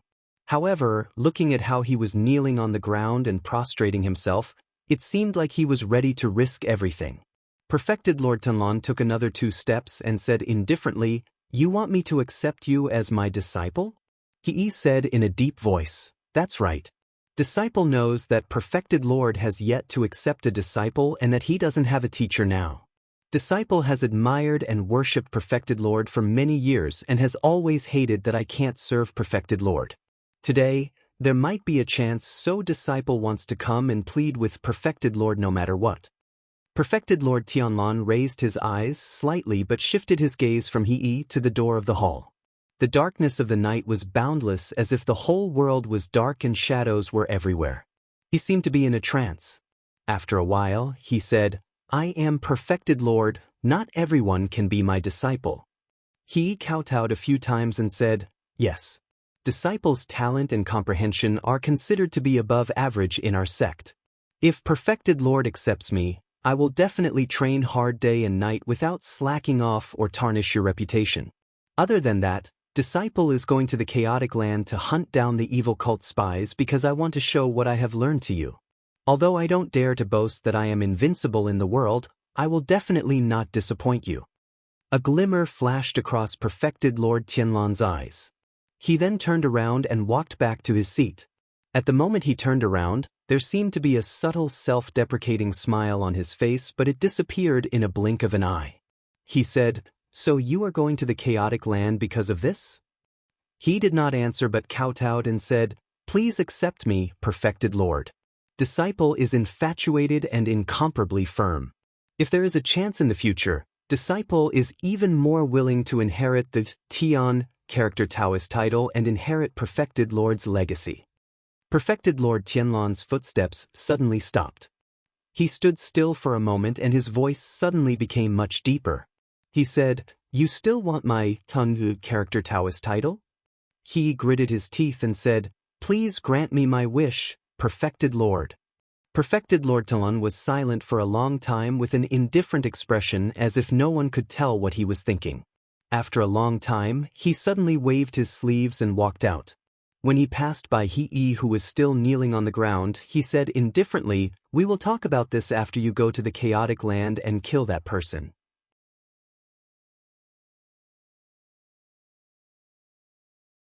Chapter 247. There was no one left in the quiet forest. There was only the mess left after the intense battle and 3 lifeless corpses lying in the forest. Among the 3 corpses, 2 of them were the devil cult's disciples who were dressed entirely in black, while the last one was the Kunlun sect's disciple who was the first to rush over here to kill Lu Chen. However, the 3 of them had collapsed at a place that was about the same distance away, yet they were emitting a similar stench of blood. A gust of wind blew through the forest, bringing with it a faint aura. After a while, there was a sudden whistling sound coming from afar. Not long after, it arrived nearby. After a gust of wind swept past, several figures appeared. They were all people dressed in black. The 3 corpses on the ground entered their line of sight immediately. Someone immediately let out a cry of shock. Then, a few people quickly went forward to check. The remaining people had cautious looks in their eyes. They held their weapons and guarded their surroundings, carefully looking into the dark depths of the forest around them. In the end, these black-clothed men were certain that the people on the ground were already dead. There was no way to save them anymore. Each of them stood up with an unpleasant expression. It seemed that one of them, who was hot-tempered, even used his leg to kick the dead Kunlun disciple as he cursed. A strange wind blew past. 2 figures descended from the sky and landed on the ground. They were Fan Tue and Qin He. When the surrounding black-robed men saw them, they all bowed and paid their respects. Fan Tue nodded his head slightly. Then he walked to the side of the 3 corpses with Qin He and squatted down to examine them. A strange expression appeared on his face. He wanted to say something but stopped himself. Instead, he extended his hand and waved at the surrounding black-robed men. The rest of the black-robed men quickly walked away without a word, leaving only Fan Tue and Qin He at their original spot. Only then did Fan Tue look at Qin He. He had a look of surprise on his face. He said to Qin He, "What kind of magical technique did this guy use? Why is it so strange?" Qin He also had a serious expression. His gaze swept past the wounds on the corpses in front of him. He said softly, "I have never seen this before either." Fan Tue thought for a moment and said, "You said that this person is very likely to be the traitor from the Battle of the Desolate Valley 10 years ago. It is said that that person was the proud disciple of Elder Yun Shouyang before he rebelled. Could it be that this is also a mysterious technique that is secretly passed down in our holy church?" Qin He shook his head and said, "It doesn't seem like it. At least, I've never seen or heard of the holy church having such a strange black flame devil skill." However, these traces seem to be similar to the witchcraft of some southern barbarians in the land of chaos. Fan Tue furrowed his brows and said, "Does this mean that we have misjudged him?" Qin He clapped his hands and stood up. A cold smile appeared on his face as he said, "There should be no mistake. No matter what, it is a joyous occasion to be able to discover this traitor. It is also a blessing from the ancestors of the Holy Church. As long as we can kill this traitor, we will be able to comfort the countless brothers of our sect who have died tragically over the past 10 years. If we don't kill him, if we don't tear this person into 1,000 pieces, it will truly be difficult to vent the hatred in my heart. Fan Tue nodded his head and said, "That is indeed the case. Then let's continue the chase. That traitor should already be injured. He won't be able to escape quickly." Chen He agreed and walked forward with Fan Tue. Not long after, they walked into the darkness. The group of black-clothed people behind them also quickly followed. Occasionally, someone would sigh regretfully and look back. No one cared about the 3 people who had died on the ground. Perhaps in the future, they would silently rot in the forest like this, turning into dust and returning to this vast forest, becoming a part of the earth between the heavens and the earth. However, not long after they left, a petite white figure suddenly appeared in this dark forest. An extremely beautiful young lady appeared from the darkness. She first looked in the direction that the Devil Sect members had left in. After confirming that there was indeed no one lying in ambush there, she lowered her head and began to observe the 3 corpses. However, what was strange was that she was not concerned about the Kunlun disciple, nor was she concerned about the person who was wielding the longsword that Chen He and Fan Tue had been examining. Instead, after calmly looking at the 2 people beside her, this young lady's entire attention was on the Devil Sect disciple who was originally wielding the flying hoop. There were no traces of the black flame curse on this person's corpse. Instead, there were a number of large, bone-deep wounds that cut across his body, causing one's hair to stand on end. It was as if a terrifying beast had pounced on him and wreaked havoc, leaving behind a bloody wound that was too horrible to look at. This beautiful young lady did not look old, but she did not show the slightest hint of fear in the face of such a terrifying wound. Instead, she observed the person's chest with unusual calmness. After taking a closer look, the young lady's expression suddenly turned serious. She stood up and let out a cold grunt. Then, she muttered to herself, "That black dog has indeed advanced to become a holy beast. I knew that my guess was right." As she spoke, her eyes darted around, as if she was thinking about something. She was a little hesitant. After a moment, she turned her head to look at the Kunlun mountain in the distance. Then, she turned her head to look at the even further south. After comparing the 2, she suddenly twisted her lips and walked toward the south. It was almost exactly the same direction that Lu Chen had fled in a few hours ago when he was still here. The huge black wolf galloped through the cold and dark night. Its speed was extremely fast, almost like the wind. However, the thick and broad back of this black wolf was unusually stable. Coupled with the soft wolf fur and the warmth that came from under its skin, it made Lu Chen feel as if he had arrived at the most beautiful place in the world. Even though the night was still endless, Lu Chen himself did not know where he was going. However, if he were to head south, he had a rough idea of where he would be heading. It would be nothing more than entering the disorienting lands. There were many people who went to the disorienting lands. Apart from the countless low-level rogue cultivators, there were also many disciples of various sects who had a strong background and divine powers. The disorienting lands was also the hometown of the Black Dog. The huge black wolf that was carrying Lu Chen on its back was, of course, the Black Dog. It originally had a powerful bloodline. After Lu Chen had cast a strange spell in the mysterious tree hole, Atsu suddenly erupted with all kinds of signs of power. At the last moment, after the strange full moon, it obtained the power of the full moon and broke through the records of the holy beasts in the southern barbarian tribes. In the process of advancing, Atsu obtained great power. At the same time, its powerful bloodline also displayed great primitive power under the rare moonlight. Almost all of the wounds on Atsu's body had healed. However, the most surprising thing was that the black dog could see again in one of its eyes that had been damaged. It could see again. Atsu's power had skyrocketed by 10 times. Even its body had become unusually large, filled with a strong sense of power. Lu Chen had never seen a so-called holy beast before. He only knew a little about the advancement of holy beasts. However, when this huge black wolf appeared in front of him, Lu Chen could almost recognize it at first glance. It was Atsu. Atsu also recognized him.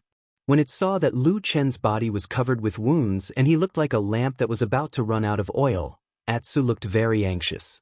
However, in the end, it still brought Lu Chen away from this place. As he ran south, the wind howled. Lu Chen watched the darkness around him recede into the distance. He felt like he was swimming to the shore in the sea. However, he knew that it was just an illusion. The Kunlun Party and the Devil Cult, these two great forces, were not willing to let him go. There was no longer a place for him in this world. Perhaps, only the chaotic and dangerous disorientated lands would be his final home. Lu Chen suddenly thought of the things he had done in the disorientated lands 10 years ago. The corners of his mouth curled into a bitter smile. He did not expect that after more than 10 years, he would once again go to that disgusting place. The black wolf's bulging muscles were like a horned dragon. Every muscle showed the unbelievable power in this black wolf's body. However, this did not stop more people who wanted his life. The assassins arrived very quickly, including some disciples from the famous sections. After Lu Chen managed to deal with a group of people, he could only order Atsu to run into the forest instead of using the wide official road. This move was indeed effective. After entering the forest, the few Kunlun disciples behind them did not catch up. Instead, the devil cult assassins came one after another. However, the current Atsu was no longer the same as before. After absorbing the full moon essence, its power had increased greatly. It was possible that it was now a very powerful mutt in the vast land of the divine boat. This so-called powerful was because when they hid in the forest, Atsu would secretly lurk in the darkness for a while. Then, after a while, when it came back, Lu Chen saw something at the edge of Atsu's mouth. It even carried a faint smell of blood. That was a certain part of the body of the assassins who were chasing after them. On about the 7th day, Lu Chen and Atsu, who had been trekking over mountains and rivers, suddenly saw a familiar scene in their memories. It was the Dragon and Tiger Mountains side by side. Between the two mountains, there was a long and narrow passage that extended deep inside. Far away, in the distance, was the world's most dangerous place, the disorientated lands, which made all the cultivators in the world change their expressions at the mention of it. Lu Chen's body was originally like a lamp that had run out of oil. But after these 7 days of fleeing, the toughness of his body was once again displayed.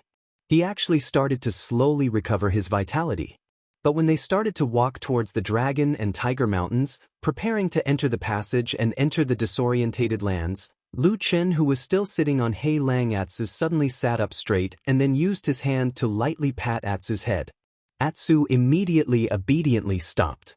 Lu Chen looked ahead. His expression suddenly became somewhat ugly. He saw that in front of him, on the passage between the valleys, there was actually a lady standing there. Her appearance was charming and beautiful. Her figure was exquisite and graceful. The front of her clothes seemed to be unbuttoned, faintly revealing some snow-white fullness. It actually had a kind of charm that could hook one's soul.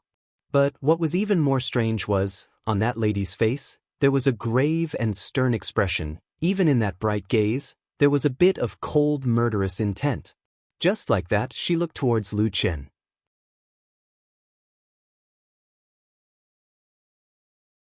Chapter 248. After fleeing for so many days, Lu Chen's injuries still hadn't fully healed.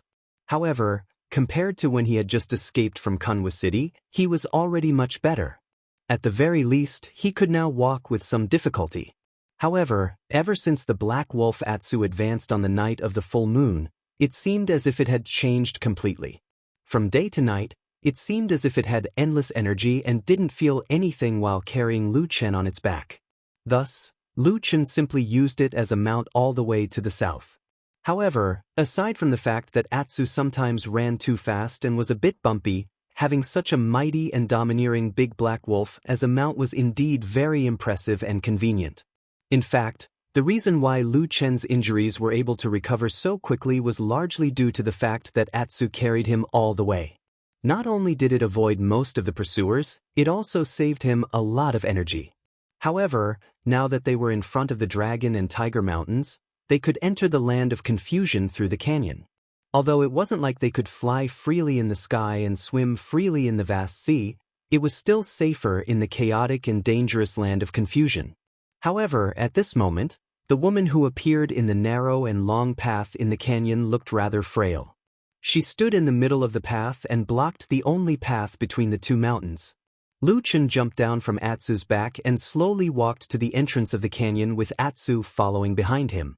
At this moment, the black wolf's body was abnormally huge. Just standing there, it seemed as if it wasn't much shorter than Lu Chen. With a pair of large wolf eyes and a mouth full of razor-sharp teeth, it was extremely imposing. It could be said that it was ferocious as it glared fiercely at the woman in front of it. Lu Chen raised his head to look around and frowned slightly. He had lived in Crescent City for a period of time, so he wasn't unfamiliar with the area around Dragon and Tiger Mountains. If he remembered correctly, this small path in the valley was usually not so quiet. Even though there weren't many people here, it was common to see people coming and going. However, at this moment, apart from him and the woman who blocked the way, there was no one else in front of and behind the Dragon and Tiger Mountains. At this moment, the tall mountains were covered with green trees and vines. Occasionally, the cries of apes and birds could be heard. This was the only sound in this place. Everything was cold and cheerless to the point it was slightly unusual. Lu Chen's gaze once again descended onto the woman. He was just about to speak when his gaze suddenly focused because he saw a red-colored jade embedded on the woman's chest where the collar that stuck closely to her fair skin. It was shaped like an aureole, and its color was bright red and gorgeous.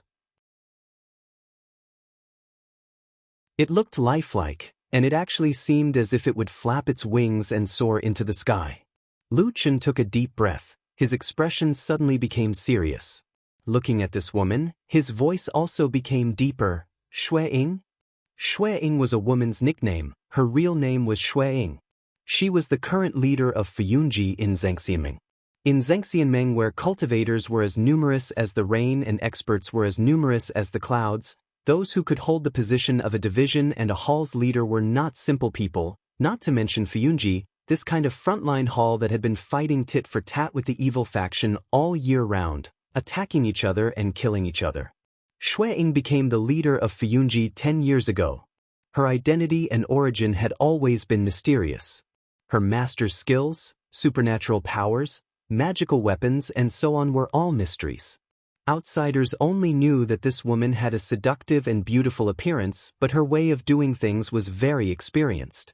She was strict with her subordinates and even more ruthless to her enemies. Over the years, the number of evil faction disciples that died in Fuyunji's hands was uncountable. Furthermore, it was said that within the evil faction, there was an assassination list that recorded the enemies of the evil faction that they had a blood feud with. They were the enemies that the evil faction would kill at all costs, and Shueying was ranked third on this assassination list. Other than that, Shueying herself was also a rather legendary woman in Zhengxianmeng. Because of her high cultivation and natural beauty, coupled with her high position, she attracted the attention of countless people. Of course, there were also those who coveted her. But over the years, Shueying had always kept people at a distance, treating almost everyone with the same indifference. Of course, this was a very offensive way of doing things. Of course, if someone really coveted her beauty, no matter how much she feigned civility, as long as she didn't go to bed with him, she would still offend him. This was a very common thing in the cultivation world where male cultivators were the majority. But compared to other female cultivators, although Shueying had always been a maverick, she did not suffer any setbacks because of this. The biggest reason for this was that she actually had a huge and powerful backer behind her, and that was Supreme Lord Tianlan. Fuyunji was a sect that Supreme Lord Tianlan had single-handedly established, and he had never allowed any outsiders to interfere. Over the years, Shueying had even become the #1 general under Supreme Lord Tianlan's command in Zhengxianmeng. No one dared to provoke her because they were afraid of hurting her. Lu Chen had never seen this legendary woman in Zhengxianmeng, but he had once lived in seclusion for 10 years with the help of Fuyunji, so of course he had heard some things about Fuyunji. He had also heard some stories about Shueying, especially about her appearance, which had been described countless times in the legends. And when he called out the two words, Shueying, the woman's gaze also fell on his face. Her eyes were very bright, and just like the legend said, because they were too bright, they seemed a bit fierce, as if they could see through a person's flesh and go straight to their heart with a single glance. And after looking at Lu Chen for a moment, the woman also opened her mouth and said, "Lu Chen?" Lu Chen was slightly surprised and said, "You know me?" Shui Ying stared at him and said, "You are the greatest shadow of my Fuyunji in the past 10 years, how could I not know you?" Lu Chen's expression changed slightly, then he took a deep breath and looked at Shui Ying. For a while, the two did not speak, faintly facing each other on this valley path. After a while, Lu Chen said, "Please make way, I want to go over." Shui Ying had no intention of making way. She calmly looked at Lu Chen and suddenly said, "Do you know that the fate of a shadow is to never see the light in this life?" Lu Chen didn't say anything. Shui Ying continued, "What you did in Kunwu City was the same as bringing about your own destruction. Do you know that?" Lu Chen glanced at her, but he still remained silent. Shui Ying's expression was calm, no emotions could be seen on her face. It seemed that from the beginning to the end, she was just calmly narrating some things. She said, "I don't care if you don't want to live, but you hid in Fuyunji for 10 years. Have you ever thought about what will happen to the people who have taken care of you all these years? The devil cult will definitely pursue you relentlessly. If they catch you, my subordinates will probably be dragged into this mess." Shui Ying looked at Lu Chen and said, "If that's the case, I feel that since you're already in a hopeless situation, you might as well die earlier. What do you think?" Lu Chen suddenly smiled and said, "You want me to die?" Shui Ying said, "I think it's better for you to die than to live. At least you won't be a burden to others." Her eyes suddenly became a bit colder, looking as cold as a frosty blade. She said, "In any case, you've already caused the deaths of many people, right?" Lu Chen's expression instantly became cold. It seemed that these words still stung him. This woman, Shui Ying, was indeed as sharp as the rumors said. However, he still endured it. After a moment, he indifferently said, "You're in charge of Fuyunji, so I think you should know my identity and background." Shui Ying sneered and said, "Of course I know. A few years ago, I even went to Qingshui village to secretly see you." Lu Chen was startled. He didn't have any impression of this woman in his memory. Presumably, Shui Ying had been spying on him without his knowledge. This gave him a strange feeling. However, now was not the time to think about these things. He looked at Shui Ying and said, "You came here to stop me. Was it his idea?" "Who is?" Lu Chen didn't say, and Shui Ying didn't ask either. However, they both seemed to know in their hearts. Shui Ying only shook her head and said, "Now that things have come to this, even Fuyunji can't protect you from publicly using evil arts in the big city. We can only say that it has nothing to do with you. Even for the sake of our own Fengyu, after today, we might even arrange for people to come and kill you. Do you understand?" Lu Chen's expression was normal. He nodded and said, "I understand, I don't blame you." Shui Ying snorted, looking somewhat disdainful. However, the originally sharp gaze in the depths of her eyes seemed to have softened a little. Then, she took a step to the side and opened up half of the path. She said, "You can go. In the future, if you're found by the evil sex demons, before you get caught, I advise you to kill yourself." Lu Chen strode forward, Atsu following closely behind him. As he walked past Shui Ying, Lu Chen's footsteps suddenly stopped. Atsu also quickly noticed and immediately stopped. Then, it bared its teeth and stared at Shui Ying with incomparable ferocity. Being stared at by such a murderous beast as if it wanted to devour someone, it really made one's heart palpitate. However, Shui Ying didn't seem to feel anything. Instead, she focused her gaze and stared back at Atsu. That gaze seemed to be even more ferocious and savage than the black wolf. It was as if in the next moment, this woman was prepared to skin the black wolf and cook it into a big pot of hot soup. Moreover, her aura instantly surged and actually directly suppressed Atsu. Atsu let out a whimper and jumped away in shock. As a demonic beast, its sensitivity to the strong far surpassed that of a human's. Atsu immediately ran forward, and in a single breath, he ran several zhang away before stopping. Then, with a lingering fear, he turned his head back and looked around. Lu Chen's expression didn't change. He only stood in front of Xue Ying and stared at her. Xue Ying turned her gaze from Atsu and looked at him calmly. "What is it?" Lu Chen said, "I think there's something wrong with what you said earlier." Xue Ying said, "Which one?" Lu Chen said, "Becoming a shadow, you will never see the light for the rest of your life." Xue Ying sneered and said, "Am I wrong?" Lu Chen was silent for a long time. Then his voice became somewhat low. He said, "I have been in the darkness for several decades. I want to go to a place where there is light to live. I really want to know what that feels like." After saying this, he directly turned around and walked past this beautiful and charming woman who was as sharp as a knife without looking back. Xue Ying stared at his back without saying a word. At this time, a gust of wind seemed to rise, blowing across the valley. A strand of Xue Ying's hair swayed slightly in the wind.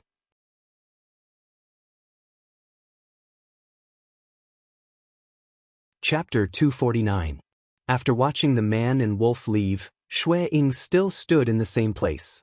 Her expression was plain and cold, as if Lu Chen's last words before he left had not touched her in the slightest. The wind blew through the gorge, and the trees on both sides of the mountain swayed. She was the only one left in the vast mountain range. After a while, a red shadow suddenly swept out from the mountain forest on her left. It descended from the sky, made a turn in the air, and landed lightly next to Xue Ying. "Sister Ying, why did you let him go?" The one who spoke was a woman dressed in red. Her features were picturesque, and she was also extremely beautiful. However, compared to Xue Ying's flirtatious and sharp beauty, this woman in red was a little less fierce, but more passionate. Even when she asked Xue Ying a question with some doubt, her face still had a somewhat passionate feeling, just like the red clothes she wore, bold and passionate. Xue Ying glanced at the woman in red, and her eyes clearly softened. However, she did not immediately answer her and instead asked, "You think we shouldn't let him go?" "Of course." The woman in red said without hesitation, "This person has worked in our Fuyunji for many years. Let's not talk about how many people he knows, but he definitely knows some of our secrets. If he is captured by the evil cult, the consequences will be hard to control." Xue Ying was silent for a moment, but still shook her head and said, "Black Wolf has made great contributions to our Fuyunji, no, to Zhengxianmeng and the entire righteous world. We can't treat him like those useless shadows who are just eating and waiting to die." The woman in red curled her lips, as if she did not agree. Xue Ying glanced at her and sighed and said, "You are still young, and have not experienced the bloody days of 10 years ago when the evil cult was still flourishing. You can't imagine it just by listening to stories." At this point, there seemed to be a trace of sadness on her face. She said softly, "No matter what, we still owe him." The lady in red appeared to be extremely respectful towards Xue Ying. Since Xue Ying had said so, she did not say anything more. Instead, after a moment of silence, she turned her head to look in the direction that Lu Chen had come from and said, "Since that is the case, the evil cult's pursuers who are chasing after He Lang will most likely be here soon. Should we leave or stay?" Xue Ying said indifferently, "You stay here and help him hold them off for 3 days." The red-clothed woman was stunned for a moment. She pulled on Xue Ying's sleeve and said, "Sister Ying, why did you give me this difficult task again?" "No, I want to go back to the Immortal City with you." Xue Ying waved her hand and said, "Things have changed recently, so I won't be returning to the Immortal City for now. I might have to go to the western continent's Kunlun Mountain. There's no point in you following me.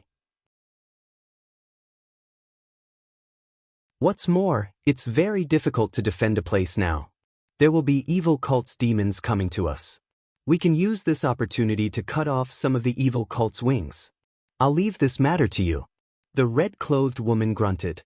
It seemed that she was not afraid of the bloody and murderous task that Xue Ying had given her. She had a calm expression on her face. However, she quickly asked, "Then what about after this matter is finished? Should I return to the Immortal City first or go to the Kunlun Mountain to find you?" Xue Ying hesitated for a moment and said, "You go to the disorienting land and follow He Lang." The red-clothed woman was shocked and said, "Why? Could it be that you want me to protect him?" Xue Ying shook her head and said, "That's not it. Just follow that person. No matter what happens, you don't need to do anything.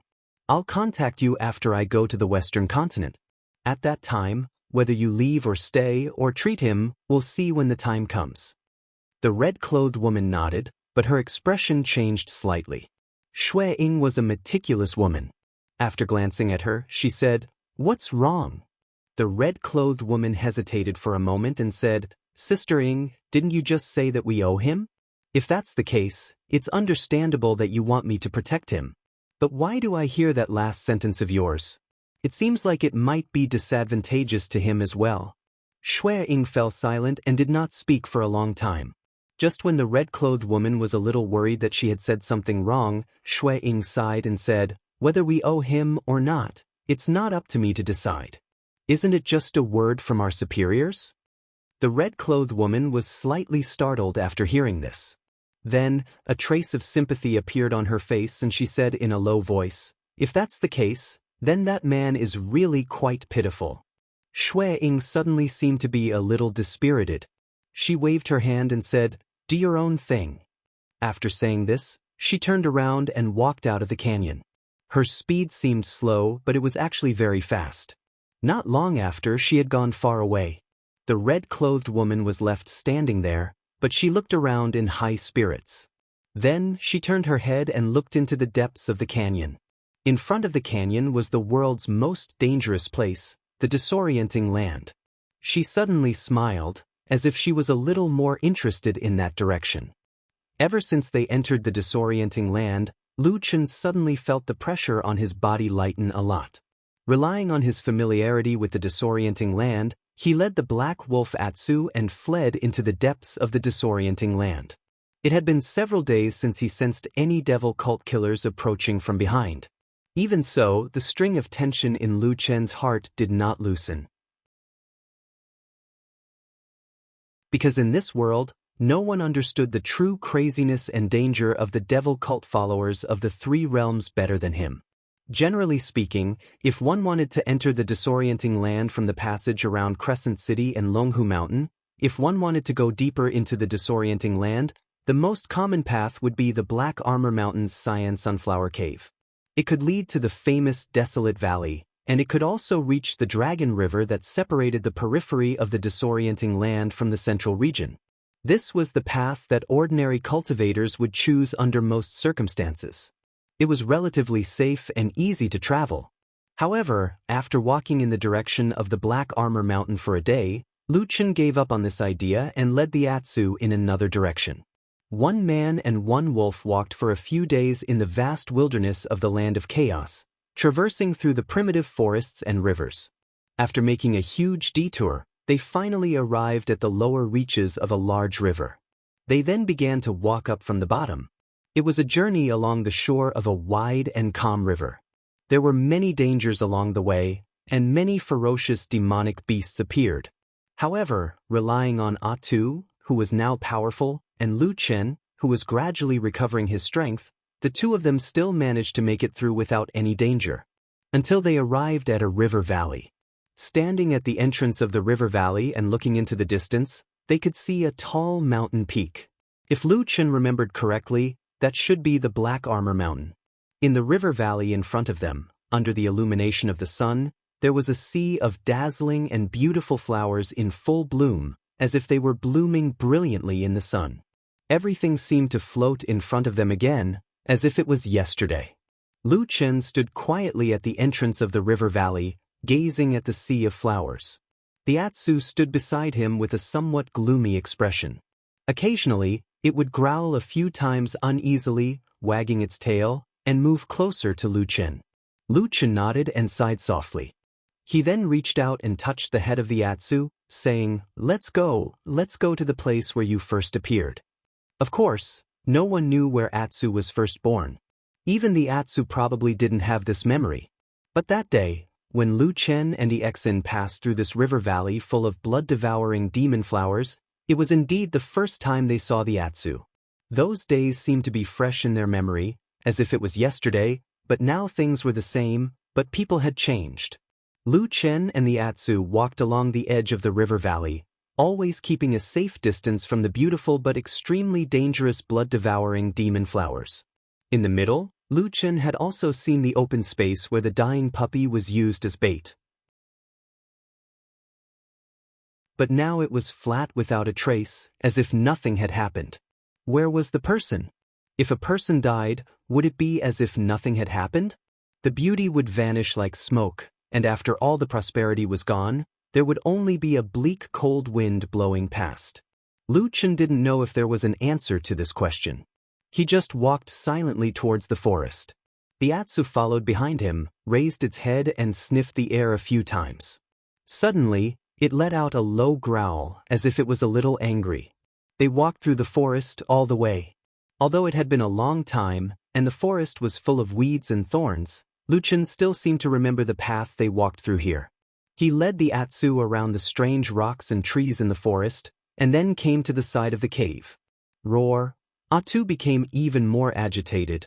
His sharp teeth kept grinding against each other, making a terrifying sound.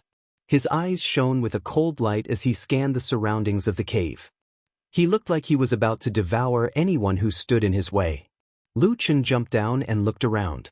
He saw that the place was still full of strange rocks, but it seemed to have been abandoned for a long time. There was a lot of dust at the entrance of the cave, and he didn't know how long it had been since someone came in or out of it. He seemed to think of something and turned to look in a certain direction. At this time, the Atsu also jumped to his side and looked in the same direction. Then, their eyes stopped at a certain place at the same time.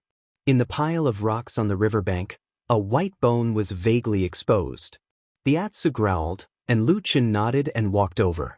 The rocks gradually dispersed in front of his eyes. Under the sunlight, he saw a terrifying skeleton among the rocks. However, it was now scattered beyond recognition. Moreover, there were obvious bite marks on many of the bones. Lu Chen looked at the skeleton for a moment, expressionless, then turned to the Atsu and said lightly, "Let's go."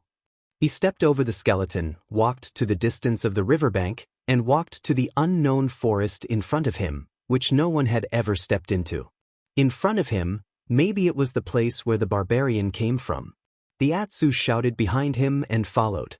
When it walked past the pile of rocks, it stepped on the skull with one of its feet, and with a bang, the white skull was broken into pieces, and then it went far away.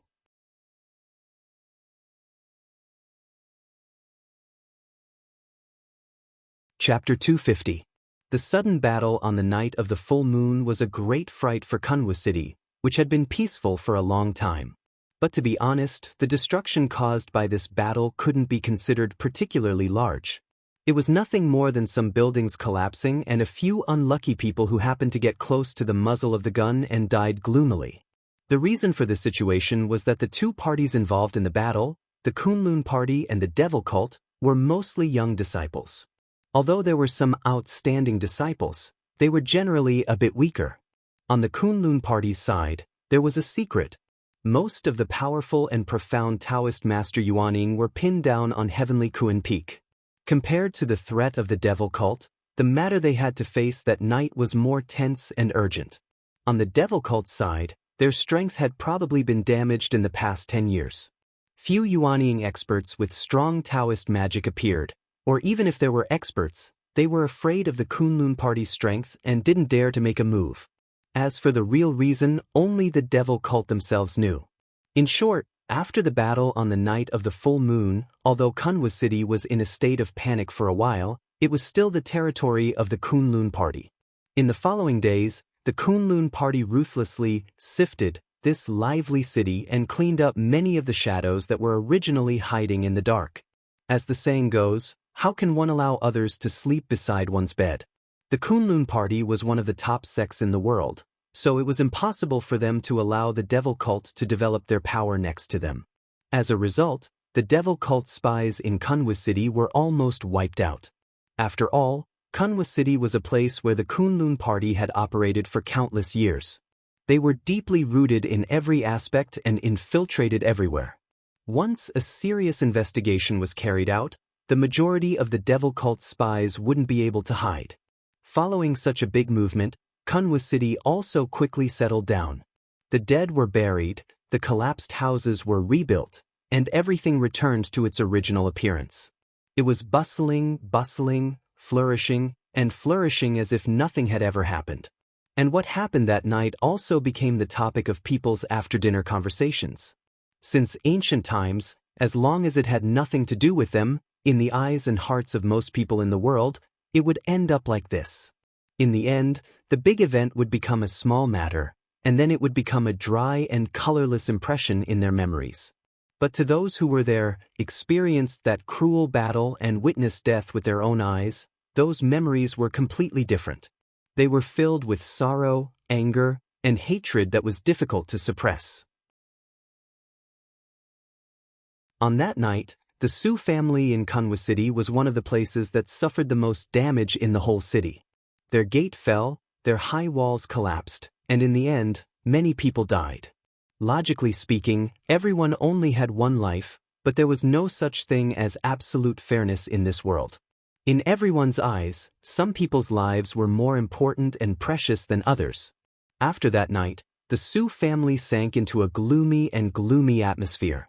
Many people in their family died, but everyone seemed to only pay attention to the dead young man named Sumo because he was the son of the head of the Su family and Su Qingjuan's younger brother. White cloths were hung on the door, wreaths were piled up, and elegiac couplets were filled with sad eulogies that were both sincere and hypocritical. A coffin made of red nanmu was placed in front of the Su family's mourning hall. Over there, Sumo's mother's face was covered in tears, crying herself hoarse. Sumo's father, Su Tianhe, was handling many chores in front of the hall. As the head of the Su family and a man, he was obviously much more unyielding than his wife. But even so, his expression was extremely haggard. In addition to them, many members of the Su family were also in front of the mourning hall. Most of them were dressed in white, handling the unusually sad funeral affairs. Then, listening to the bitter wail of Madame Bai, all of them had complicated expressions and looked at each other from time to time. "Son, you died so miserably. It's a pity that you suffered such an unexpected disaster at such a young age. God is really blind. Why didn't the person who should die, but let me, the white-haired person, see the black-haired person die?" The crying was extremely sharp, as if it was a sharp thorn that made people feel uncomfortable. Many people at the side frowned, but no one dared to speak. And compared to the grandeur of this mourning hall, the people who died at the same time that night were not so lucky. At this time, no one knew where they were. Either they had no funeral affairs and were hastily buried, or they were casually held by their own family members. While the place was bustling, a figure suddenly walked in from outside. It was Su Qingjun. Her body looked much thinner than before, and her face was still pale. It seemed that the injuries she had suffered that day had not healed. But to her, the injuries on her body were probably not important. Her entire appearance seemed to be much colder than before. Seeing Su Qingjun walk into the mourning hall, the surrounding people immediately quieted down. For a moment, only Madame Bai was still crying and screaming in front of her. At this moment, Su Qingjun was also dressed in white. She looked around, and her gaze finally fell on the coffin above the mourning hall and the crying mother. Her eyes could not help but redden a little, and she slowly walked over. She squatted behind Madame Bai and gently hugged her body. Madame Bai leaned against her chest, still crying nonstop, her mouth hoarsely crying nonstop. It seemed that Sumo's death was a great blow to her. Su Qingjun took a deep breath, wiped her eyes, and then softly said, "Mother, please restrain your grief. Otherwise, your body... What's wrong with my body?" Madame Bai suddenly stopped crying and asked coldly. Standing to the side, Su Tianhe seemed to feel something, frowned slightly, and turned to look at her. Su Qingjun was startled and said, "You have been crying here for 2 days, you should rest, or your body will not be able to take it." "If I can't take it, then just die." Madame Bai suddenly threw herself to the side of the coffin and cried. Su Qingjun hurriedly pulled her back and tried to persuade her, but her mouth was almost dry, but there was no reaction from Madame Bai. Instead, after a short pause, Madame Bai suddenly turned to glare at her, and a trace of hatred and anger appeared in her eyes. Su Qingjun was shocked and said, "Mother, why are you looking at me like this? Let me ask you, why didn't you save Immortal? Why did you watch him die?" Madame Bai suddenly raised her voice and asked loudly to Su Qingjun. Su Qingjun's head buzzed, and it seemed that she couldn't react for a moment. She looked at her mother in shock, and the large group of people in the morning hall instantly fell silent. After a moment, Su Qingjun said with a trembling voice, "Mother, no, it's not like that." Madame Bai suddenly stood up and stared at Su Qingjun with a distorted face and shouted, "I saw it clearly that day. You obviously had the upper hand in the battle with that scoundrel. Why did you suddenly lose? Also, that scoundrel clearly knew you. He originally wanted to kill your father and me, but you stopped him. Why didn't you stop him from killing him?" Su Qingjun's mouth was half open, and she wanted to say something but stopped. There was sorrow and pain on her face, and after a moment, 2 clear lines of tears flowed down. She just shook her head and smiled bitterly, and said in a low voice, "Mother, it's not like that." The surrounding crowd was in an uproar, and the sound of discussion instantly merged into a wave of sound. At this moment, who knew how many people were looking at Su Qingjun with a strange gaze? The originally high and mighty woman, who was already a genius of Jin Dan Friar at such a young age, at this moment, it seemed that she could be despised and discussed at will, like a beautiful jade covered in dust, and everyone couldn't help but want to trample on her. Enough! There was a shout, and it was Su Tianhe who strode over. His face was dark, but he looked around, and then directly waved his hand, saying, "Everyone, please leave for a moment. Our family has something to say." He had been in charge of the Su family for many years, and people had always been in awe of him. Although this action was a little unreasonable in front of the morning hall, in the end, everyone slowly left. When only the 3 of them were left in the morning hall, Su Tianhe's expression eased a little. He silently glanced at his wife who was standing next to him in tears, and after a sigh, he said, "June, was just trying to persuade you out of kindness. Why did you deliberately embarrass her in front of so many people?" Madame Bai's face was gloomy. She suddenly pointed at the coffin and cried, "Is what I said wrong? Her is lying in there now, without a complete corpse, and his body has been separated from his body, and his body has been stabbed so many times. Isn't he pitiful? As his sister, don't you feel even a little bit guilty?" She said the last sentence to Su Qingjun while crying. Su Qingjun clenched her teeth, but did not say a word. Su Tianhe looked at his wife, who seemed to have gone mad, and then looked at Su Qingjun. He let out a long sigh, and then pulled Su Qingjun to the side of the morning hall. After they were a little further away from Madame Bai, Su Tianhe lowered his voice and said, "June, when Imo's funeral is finished, you should go back to Kunlun Mountain." Su Qingjun's body shook, and her face was pale. She trembled and said, "Father, do you also blame me? Do you not want me anymore?" Su Tianhe shook his head and said, "Imo's death, of course, I am also heartbroken, but not to the extent of losing my mind." Su Qingjun shed tears and said, "Then why did you ask me to leave the family? Shouldn't you ask me to stay here to help you?" Su Tianhe smiled bitterly and said, "There's nothing to help. That's all there is to it. In fact, the Su family will be handed over to you sooner or later, and the others are not worth mentioning." He paused and said, "I asked you to leave first, mainly because I don't want to provoke your mother. She loved Imo the most in her life, and Imo's death is a great blow to her. You should stay away for the time being." Su Qingjun said in a low voice, "Then when can I come back?" Su Tianhe shook his head and said, "I don't know, maybe." A glimmer of hope appeared on Su Qingjun's face, and she asked, "Maybe what?" Su Tianhe glanced at Madame Bai in the distance, and his eyes flickered slightly.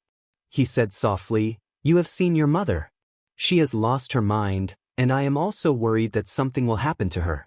Maybe, if you can avenge Sumo, you will treat her better, and you can come back at any time." Su Qingjun's body trembled slightly, and then she quickly fell silent.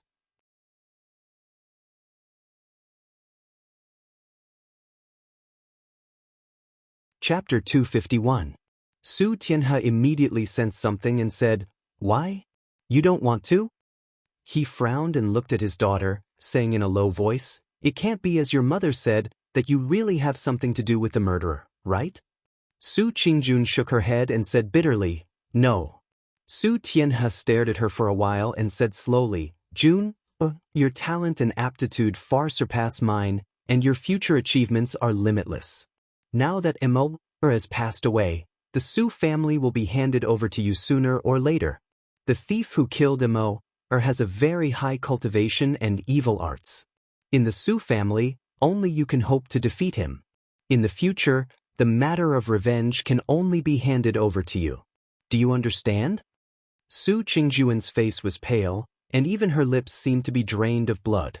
But after a while, she finally took a deep breath and said in a low voice, I understand. Then you go. Su Tianhe's expression softened and said. Su Qingjun turned around woodenly and slowly walked out of the morning hall. After watching her walk away, Su Tianhe shook his head and walked back to Madame Bai's side. He squatted down next to her and hugged her shoulders gently. All right, did you hear what I said just now? Madame Bai's eyes lit up. Madame Bai's crying slowly stopped. After a while, she said faintly, will Qingjun really avenge Immortal? Su Tianhe said, I don't know. In fact, now that the thief is a fugitive, it is still a question whether we can find him in the future. Who can say for sure? A sad expression flashed across Madame Bai's face again, but she held it back this time and just nodded. Then she looked at the door of the morning hall and said in a low voice, so Qingjun will suffer? Su Tianhe said expressionlessly, we are doing this for her own good. She will understand in the future. As Lu Chen led Atsu deeper into the disorientated lands, he could clearly feel the 5 elemental energies around him becoming chaotic. Even though they weren't at the Dragon River, which meant that they were still in the outskirts of the disorientated lands, the spiritual energy circulation of ordinary cultivators was already beginning to be affected. In comparison, Atsu didn't seem to feel anything. They could run, jump, eat, drink, and sleep every day. Lu Chen initially thought that this was because demonic beasts were naturally different from humans. However, he soon recalled that the demonic beasts in other parts of the divine continent were different from those in the land of chaos.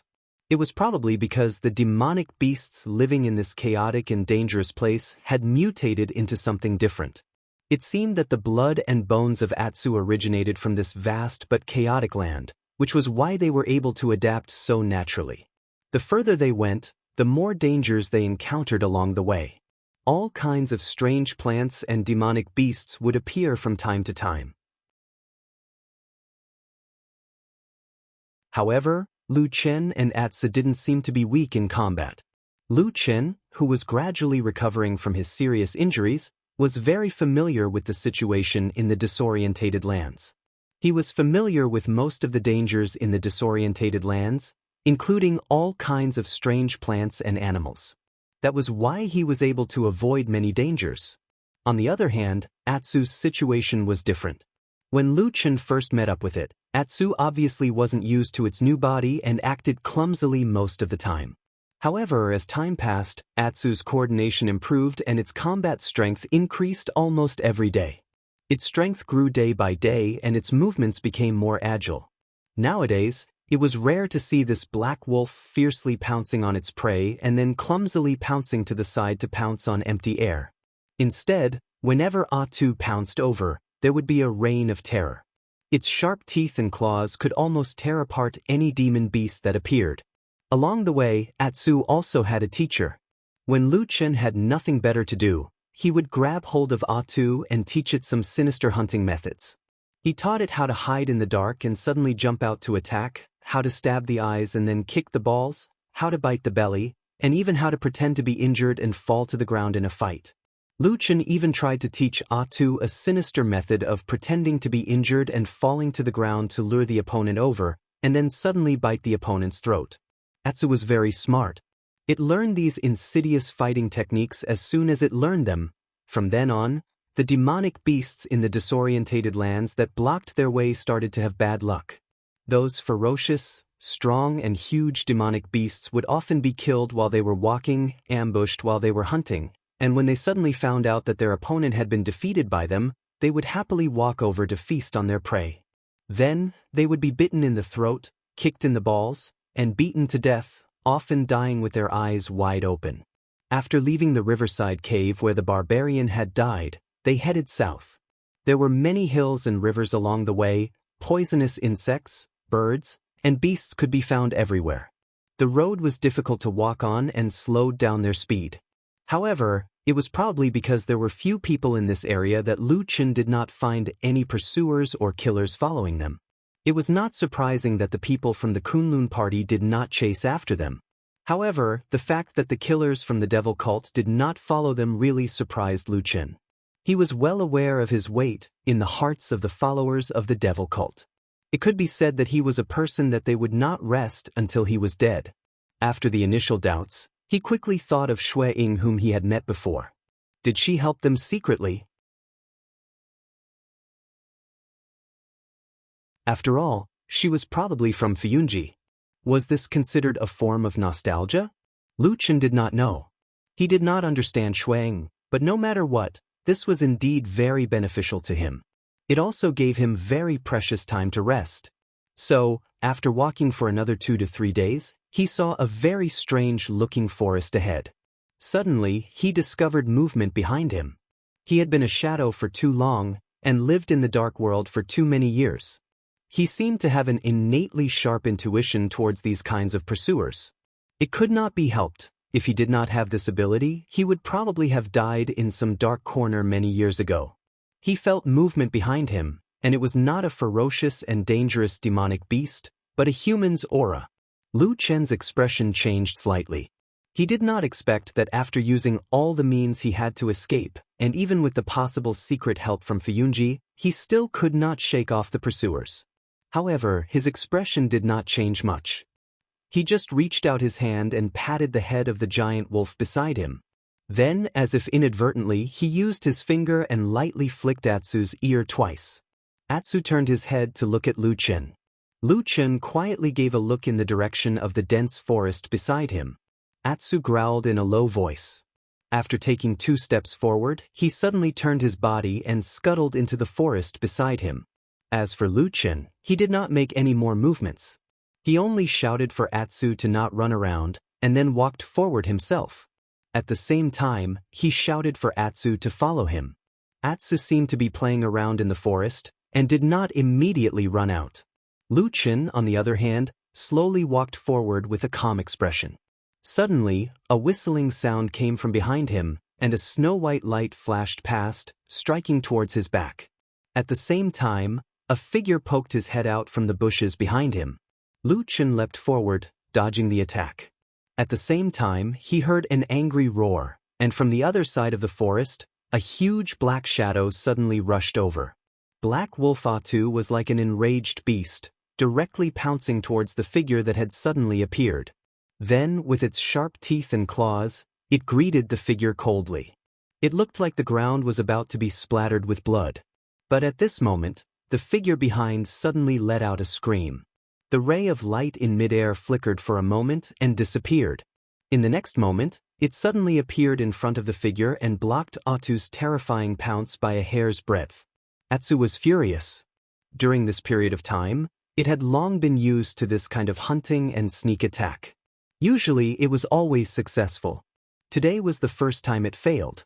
That could be tolerated, but the wolf absolutely could not. With a howl, Atsu almost stood up and was about to pounce on the figure. Then it really pounced on her. Then the figure was angry. Somehow, it dodged the sharp teeth and claws of Atsu and slapped over. There was a faint sound of wind and snow. With a paw sound, it hit the mouth of Atsu. It was like a slap, and then it shouted, "Stupid dog, do you want to rebel?" Atsu was stunned for a moment. When it took a closer look, it saw that under its body was an amazing and beautiful little girl. Impressively, it was White Lotus. Atsu seemed to have a natural fear of this mysterious little girl from the bottom of its heart. This was not a trivial matter. It directly jumped up and jumped back to Lu Chen's side. The sound of its mouth actually turned into woof woof woof, and it barked a few times in succession. This made Lu Chen, who was also a little surprised to see that it was White Lotus, turn his head to look at it in even more surprise. After a moment of silence, Luchan asked, "Stupid dog, didn't you become a wolf? Why can you still bark like a dog?" Atsu snorted, as if it was disdainful, and looked at Lu Chen with contempt. Lu Chen shook his head and ignored it. Then he turned his head to look at White Lotus, only to see that the little girl was standing up from the ground and reaching out to pat the dust off her body. Lu Chen smiled bitterly and said, "Why are you here?" After saying that, he suddenly frowned and said, "That's right, how did you find us?" White Lotus sneered and said, "Finding you is not difficult at all. That stupid dog has the blood food secret technique. In the eyes of people like us who are knowledgeable, this thing is as bright as a lamp at night. Those who can't see it are the blind ones." Lu Chen's face sank and he shook his head, saying, "Forget it, let's not care about this. You, a little girl, suddenly chased us deep into the chaotic lands. What are you doing? The demonic beasts in the chaotic lands do not recognize any five-pillar geniuses. If you are not careful and die here, it will be too late for you and your true monarch master to cry." White Lotus smiled, looking pure and innocent, but there was an indescribable strangeness in her beauty. She smiled and said, "Are you talking about that dead master of mine? You're tuning in to the Han Li's Immortal Journey YouTube channel. Don't forget to subscribe and join us on this journey to catch the most captivating stories.